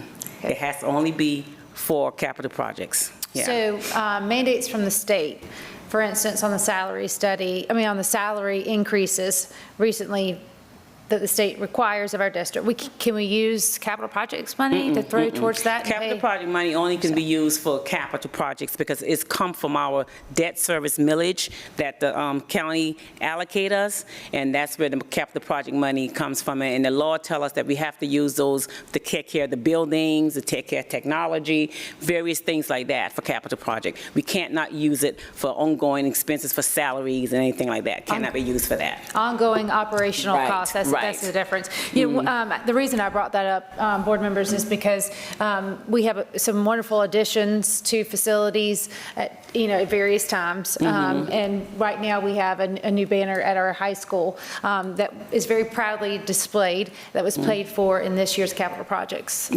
And so that was this current year's budgeted projects, and it is a wonderful addition to the high school. However, the expense that we, or the revenue that we used to pay for that was not given to us from the state. It was the money that we borrowed for the maintenance and upkeep of our facilities. And I just kind of want to make sure that as many people can understand that we're not spending money on banners when we could be paying more teachers.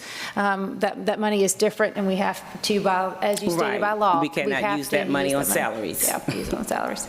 Thank you for the explanation. You're welcome. Superintendent Williams, as a way of discussion, I'm happy to see that going forward, our capital project, as you mentioned, is focused and prioritized so that we won't have, hopefully, June of next year, a lot of items that weren't taken care of. So thank you for making sure that this time next year, things are spent well, because it's focused, it appears, and a lot of time spent in advance of what we really need. So thank you. So I think there's a motion on the floor. It is. Thank you, Mr. White. Sorry, I got us off a little bit. Thank you for the explanation. And the motion is to accept the monthly capital project budget report as presented. Is there any other discussion? All those in favor, please signify by raising your right hand. Aye. Thank you, Ms. Simmons. Opposed? 2. Motion carries 5-2. I'm sorry, 4-2. Dr. Reed. Good evening, board members. Good evening. You have in front of you a report for the most updated information on the COVID relief dollars, or the ESSER 3. We have our current balance as of the date where I drew that report, along with an update on approved amendments and some other dates within the information in the slides. You may recall that we had some amendments to our program where we allocated some funds for the Excelis program that we're using at our academy, Yes. our Achievement Yes. Academy at Minton, where we're implementing that at our high school for our secondary learners, some supplies for robotics, as well as supplies for our elementary intervention program, as well as some super tutors as well. On the updated CSI report that you have, you'll see where it's highlighted in yellow where those things have been added to the accounts for those things, and we're excited to have those things available for our students and for our districts. We hasten to a close as we get ready to close out the ESSER 3 funds, and feel very confident that we will have expended those funds to the best of our ability here in the district. As a matter of fact, I've been asking the State Department if someone's not going to use their funds. They won't give it to me though, but I can ask. Well, I can ask. Good try. That's right. Any Have questions? not, because you asked not, so please ask. Yes, ma'am. Any questions?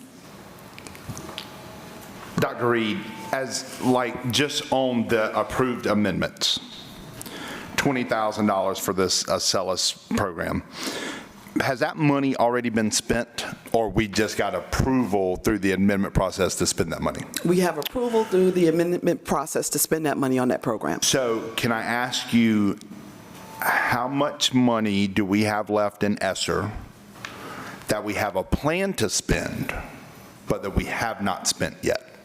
On that CSI report, that last amount, or on this first slide. That 5 million and something? Yes, sir, that is the balance. And those are allocated for certain accounts, but yes, those where we have Okay, to spend. but some of those are like salaries and stuff, right? Yes, sir. Okay, so if we factor out the stuff that we know we have to do because we've already committed to it, do we have that number of what's left, or we don't have that number? We don't have it broken down that way because, yeah, some parts of this program, we had the 20% learning loss that we have to expend. Absolutely. Yes, sir. And I know we've had some discussions about roof projects that need to be done. Yes, sir. And how we're going to pay for those. And I want to make sure that before we do any more adding to our general budget or pulling out a fund balance or anything like that, that we use this free money, this free ESSER money, to take care of those things that we need to take care of. My other question would be like the Edmentum program, and this may be more directed at Superintendent Williams. This is almost a $200,000 program that we know we're not going to have ESSER money to fund after this year. So why is this a priority or a need that we need now, knowing that we're not going to have it going forward? So this is a priority that we're utilizing our learning loss funds for. And yes, they're going away, and we have to spend a certain amount of money, I think 20%, on learning loss. This is an academic platform, Mr. Irwin, that we use in our summer school, during the regular school year as well. As a matter of fact, today I visited the summer program, and we had many kids that were participating in the Edmentum program as well. Yes, I do know that we may not be able to utilize these funds, but these funds were utilized. We may not be able to purchase this, but the funds were given to us for learning loss to purchase those things that we need. And we've had this Edmentum program, I think, for the past 3 or 4 years since we received ESSER funds. This was one of the first programs that we purchased. This might be the last year that we purchase it if we don't have the funds to do it, but we're going to use it while we can, purchase it while we can, to use it for our students' benefit. Superintendent Williams, I'm sure, just like with any other educational program, there is some tracking element to this that can show us the results based from it. Can we as a board get that data so we can see that? I can certainly see if we have that data available. The data will not be district-wide because we only utilize this program at the secondary level. Right, correct. But we will get as much data from this as we possibly can. Thank you. Thank you, Dr. Reed. Thank you.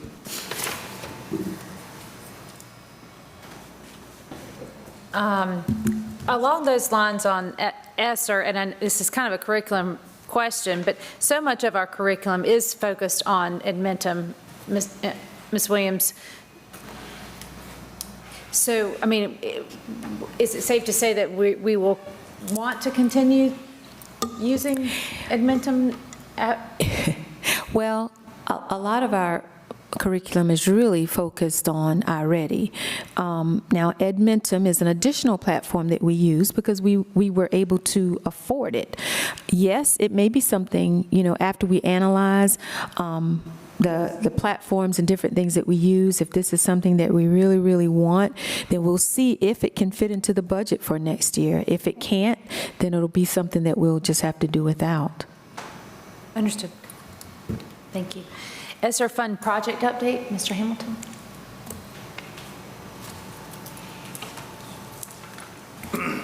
Good afternoon. Just wanted to report that all of the projects that was identified for the use of ESSER fund has been bid.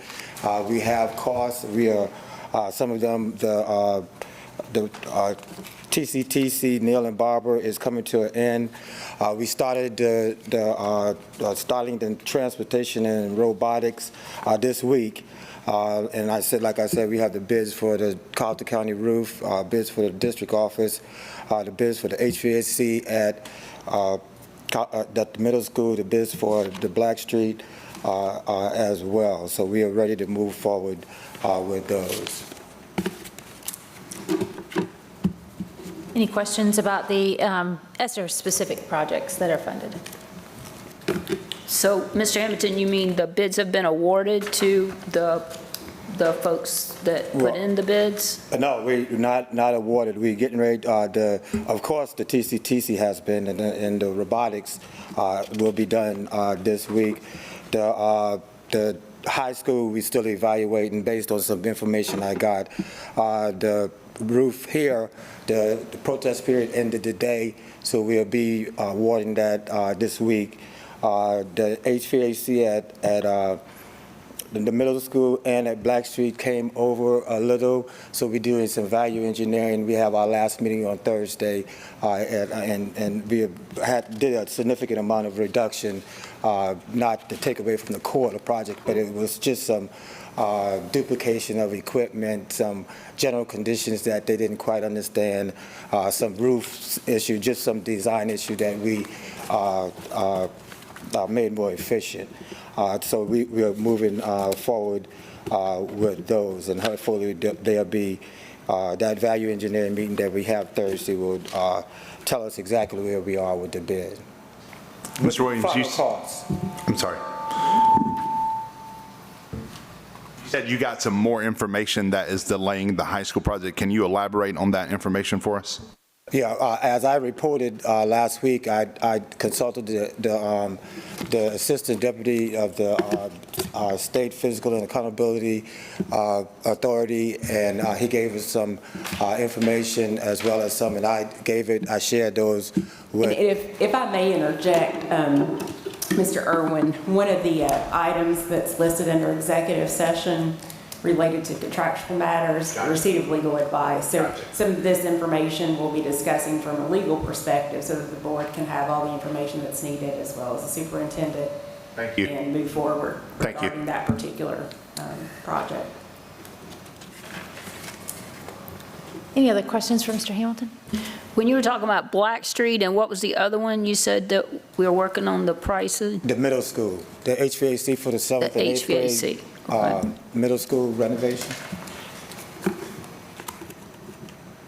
Thank you, Mr. Hamilton. Okay. Oh, The paving project, just any updates on that? Yeah, we have the pre-bid on the 2nd and the bid on the 18th. Because of the estimate, we went out and did some alternate type things, and I shared this before, and so we're feeling pretty good about it now, so we're going to bid that project. It's already scheduled to be bid. But that's a capital project? That's a capital project, not an ESSER project. Okay. Yeah. Thank you, sorry, that's a flip-flop that we all do, and probably should move the ESSER funded project update. I know that is only going to be on our agenda for the next few months because they'll be finishing that up, but if we can please move ESSER funded project update to, so Mr. Hamilton can give us updates on that during operations, if that's okay. Thank you. Okay, you're welcome. Curriculum and instruction. Okay, Ms. Williams is going to give us that report, and the core value identified is our core purpose is teaching and learning.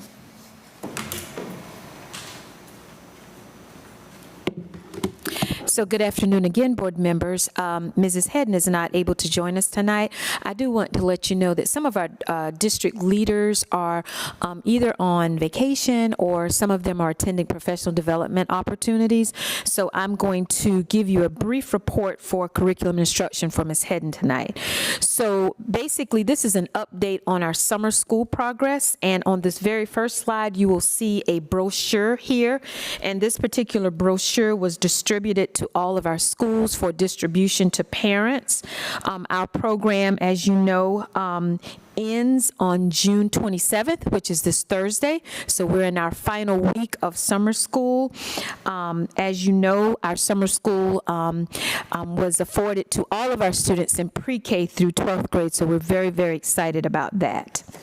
On the next slide, you will see the staffing at the elementary program that's being held at Forest Hills Elementary School. And this is just showing you the directors, the school counselor, the nurses, the reading coaches, the office staff, how many teachers we have in each one of those particular categories there.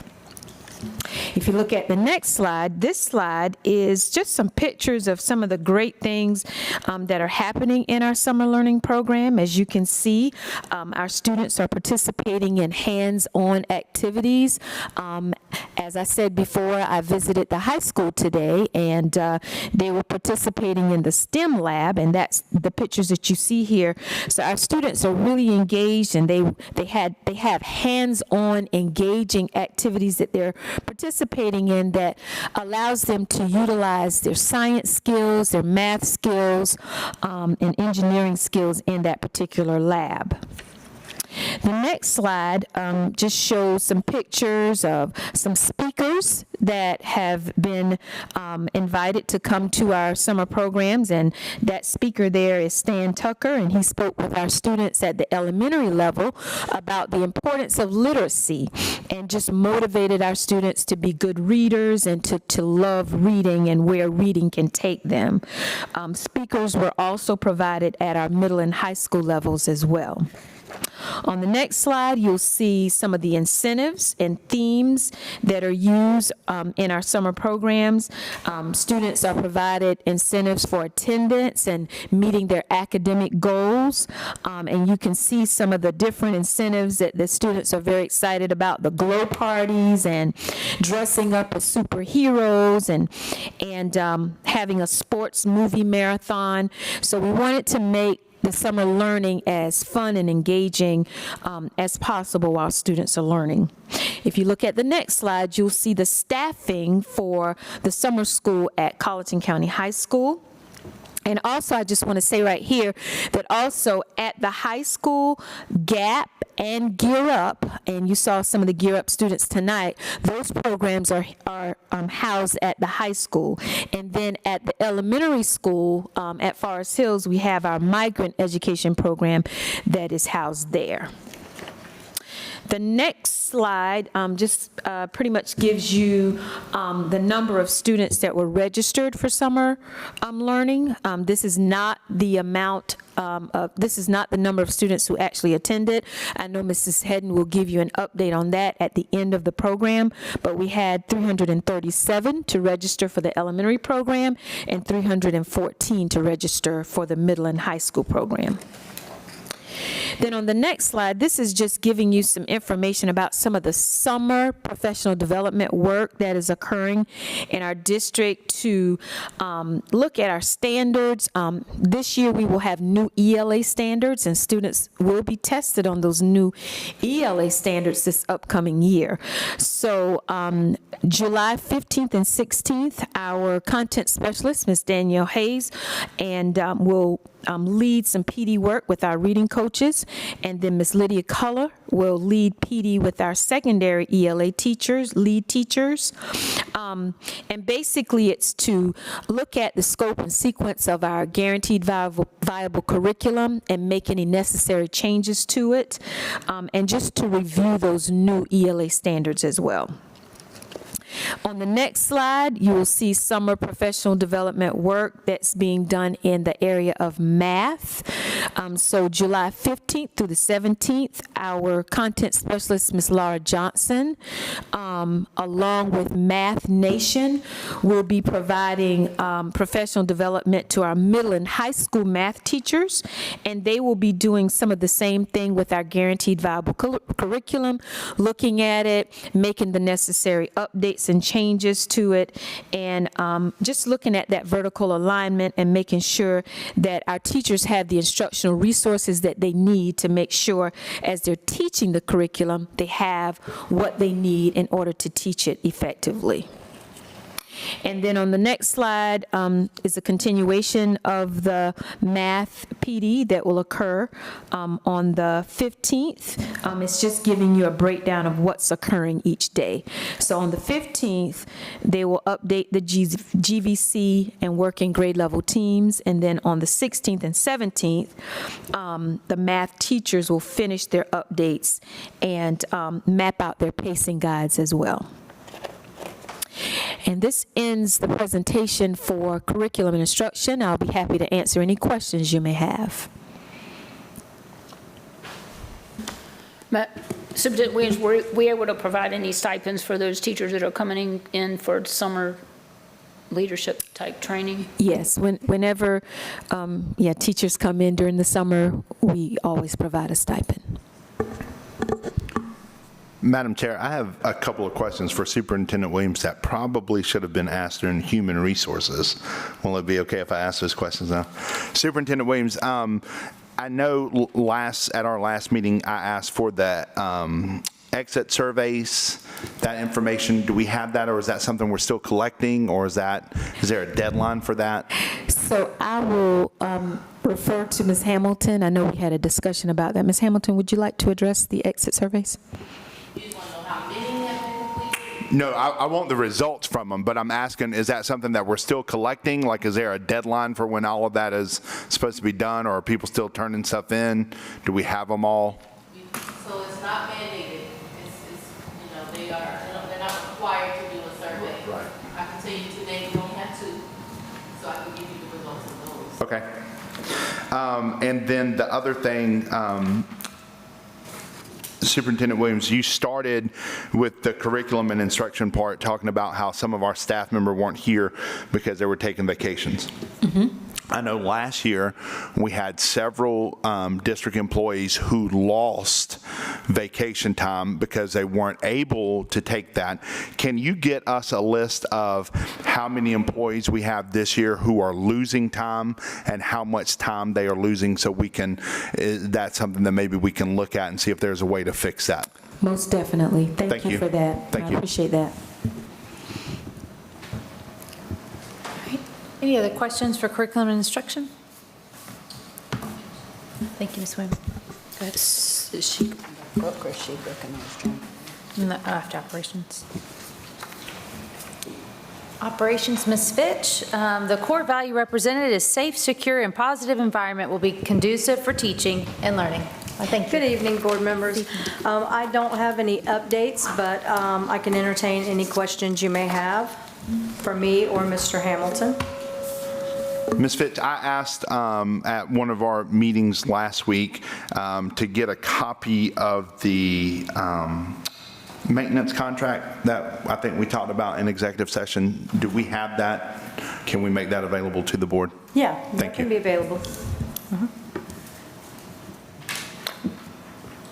Superintendent Williams, did I overlook, or how is the summer cleaning going with the janitors on a 4-day week? Yes, there is a schedule. Mr. Hamilton does have a schedule, a work schedule for summer cleaning. As you know, we have summer school that's being held at 2 of our locations. Mr. Hamilton, would you like to give some additional information concerning the summer cleaning schedule? Sure. Just like Mr. Williams said, because of summer school at Forest Hills and the high school, we concentrate our effort on all the other schools, the Hendersonville, the Bells, and what we're going to do because summer school ends tomorrow, Thursday, excuse me, and we're going to, the crews from those places that we are done, we're 80%, the other 90%, the other 10% is only hallways, and my janitors want to do those last because they want those looking good on the first day, so they don't want to do it now and do it at closer to the opening of schools. And so those, we have allocated all those folks to the high school especially and to Forest Hill to supplement the forces as well. We also met with the carpet cleaning today, and we hammered out that schedule. They're going to start next week as well as some window washing on the exterior of the building just some landscape stuff. We want to, when the kids come back, I want the plant beds to be more inviting and some of those things. So we're working on a collective plan to make those happen. Thank you, Mr. Hamilton. Mr. Hamilton, can you just clarify for me, you just mentioned landscaping. Our guys take care of parts of it, right, like the grass cutting and stuff, but we have a contracted person who does the flowers, the bushes, the trees? No, he's a permanent employee. We have a permanent employee, Mr. Jenkins, who does the landscaping and the beds. We don't have a landscape contractor anymore. Okay. When did that end? Before I got here. I'm not sure when it ended, but we have the grass crew that does pruning and cutting and weeds and all of those stuff. And then Mr. Jenkins works along with that crew, but he concentrates on the plant beds, the mulch, and those things. And just curious, do you feel like that works well, or do you think that's a little too much and we need to look at having that landscape contract? Yeah, well, I think it should be a hybrid. I think it should be some of each, because he's only one person, and I've contacted some of the local landscape folks, and we talked to them about having a hybrid type process. Especially like homecoming football game, something like that, or graduation, or those high profile areas. That's how we're looking at it. Gotcha. Just one quick question. And I noticed we budgeted for a new mower, and I know it's grass season. Do we have a plan on purchasing that? Yes, we are. And that's what my plans for that is that the mower that we use for the football fields and the fields is an older mower. So we want to purchase one for it to have at the high school, but we also want to start taking care of the middle school track, because we're putting on a new track now. Our idea is to make that field to where we can have other events like soccer or the intramural sports over there, and have them in a nice, a nicer facility, and get some of the pressure off the stadium as well. So that's part of the goal, to do that, and that's part of some of the contracts that we have. And the athletic maintenance contract, I wrote it to where we could use some of that services over at the middle school as well. But that mower will be purchased before the end of the capital projects this year, or is that for next year? Well, it has to roll up because, no, it wouldn't be at the end of this year. Okay. It'll be next year. That'll be one of the rollover items. Okay. Which that list will be purged, because we did take care of a lot of it, and then we unbudgeted a lot of some of it that wasn't necessary either. Okay. So when we get that capital project report next, if you color code or differentiate that for us a little bit, so we know which ones are carryover. Yes. Thank you. Can I ask one more question? Because we mentioned earlier about the awning projects at Hendersonville and Bells. Was it Hendersonville and Bells? Yes. And I know before we said that they came in way over our budgeted amount. Yeah. Just for my clarification, was what was budgeted, because I think I remember you saying that was budgeted years ago, right? Was what was budgeted and what we got the estimates for, was it an apples to apples, or no, it was not. We had added to the scope of work, or no? No, not really added to the scope. It's just that we did add one thing to Hendersonville. We deleted that, and we reduced the amount of coverage, because how Bells operate, they drop off in one area and into the school in another area, and they don't have a canopy there at all, so the kids get out in the rain. That's one of the things that we were trying to remediate. And also the same thing at Hendersonville. Their awning stops about 25 feet from the drop-off and pickup of the kids. So what we did, we reduced the scope, and what I asked job order contractor to do was bid it to the money we have. And so it allows us to negotiate as we go, rather than a hard bid through the process. Understand. Anybody have any other questions? Thank you. Thank you. Ms. Williams, are there any other recognitions at this time? Yes.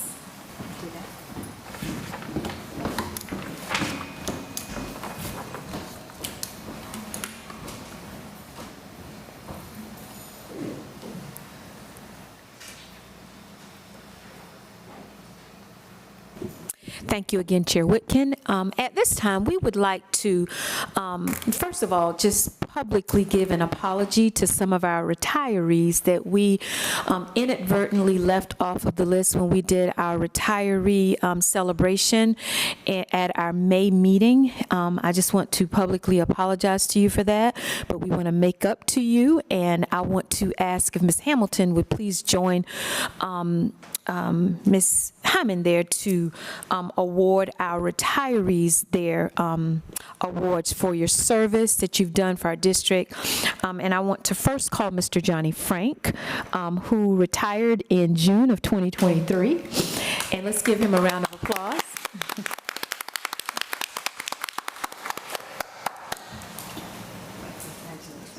Yes. Yes. I want to thank Mr. Frank. Come, yeah.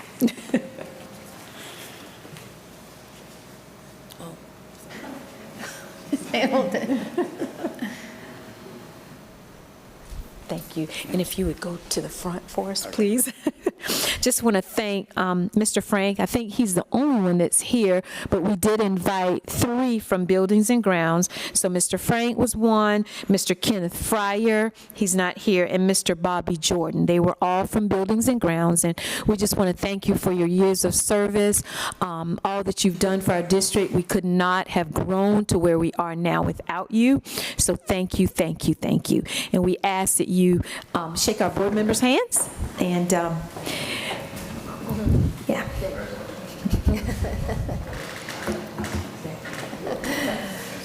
Thank you for everything. I appreciate you. Congratulations. And Mr. Frank, we're going to ask you, do you mind, can you take Mr. Fryers and Mr. Jordan's? Okay, all right. Ms. Hyman, would you give Mr. Frank those 2 for us? Just want to thank you again, and that ends my report. Thank you so much, Ms. Williams. Before we move forward, Ms. Drain, if I can just make a point of clarification, we will make a motion first to enter into executive or is that, or would you like us to first consider the to allow for the board member to We have to take a vote to allow. Be a majority vote to allow Ms. Simmons to participate in executive session. So the question is procedurally, when should that motion be made? I think either is fine. Okay. If you wanted to go ahead and make a motion to enter into executive session and then make the motion for her to participate and provided the board a majority votes at that time. Thanks, and we'll get this straight and better as we move forward. But board members, I'm sorry, I apologize, Ms. Wiggins. No, you would probably, before you go into executive session, you would probably want to take that vote to allow her taking the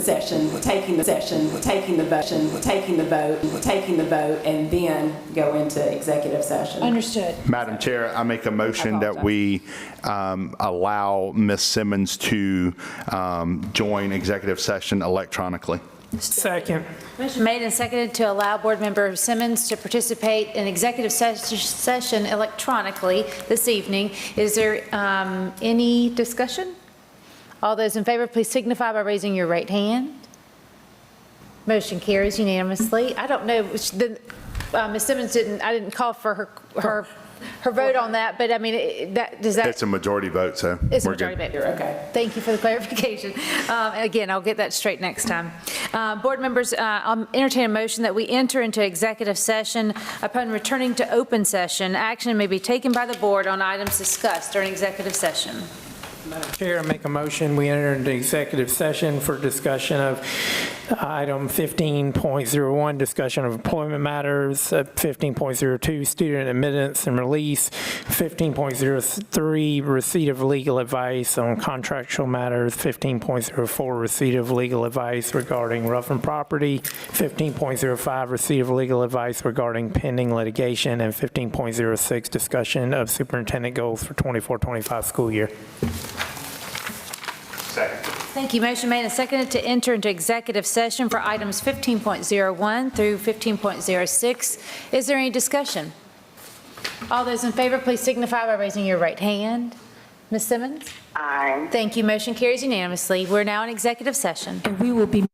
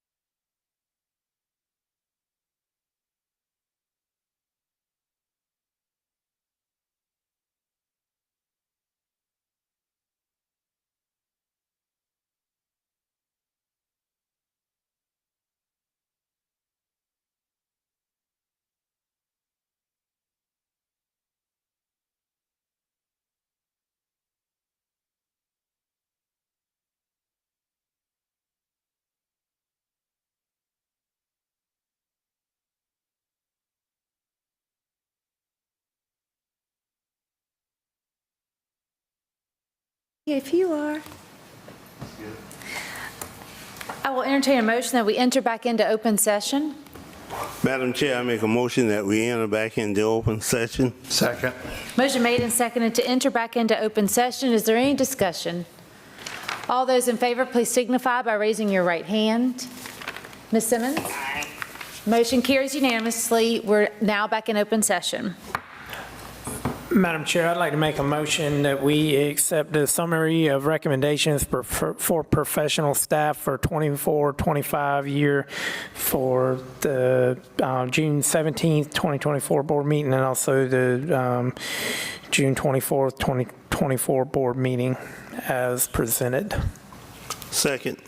Motion made and seconded to approve the professional staff hires as presented for the upcoming school year. Is there any discussion?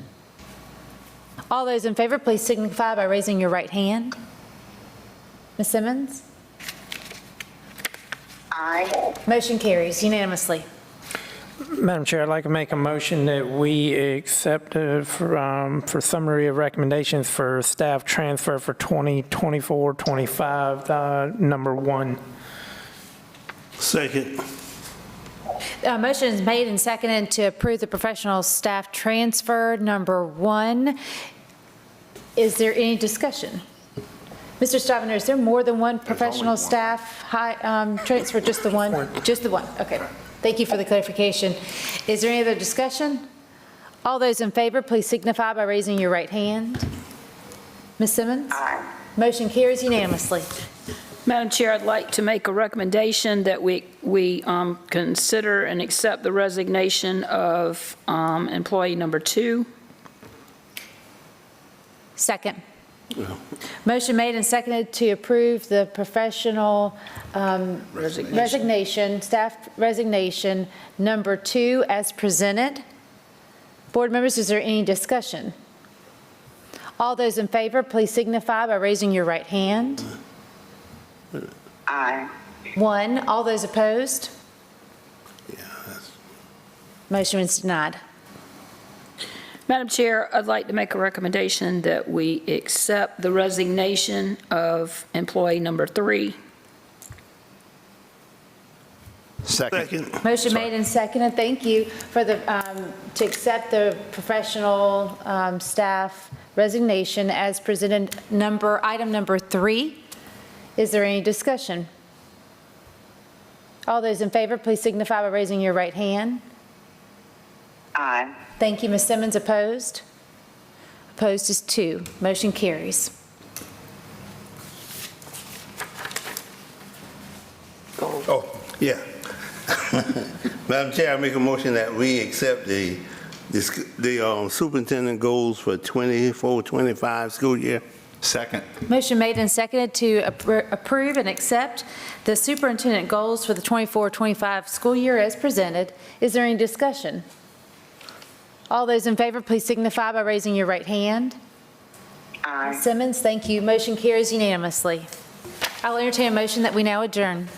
Madam Chair, I make a motion we adjourn. Second. All those in favor, please signify by raising your right hand. We now stand adjourned. Thank you, Ms. Simmons. Have a good evening. And our next meeting, the Committee of the Whole, is Tuesday, July the 9th. I thank you.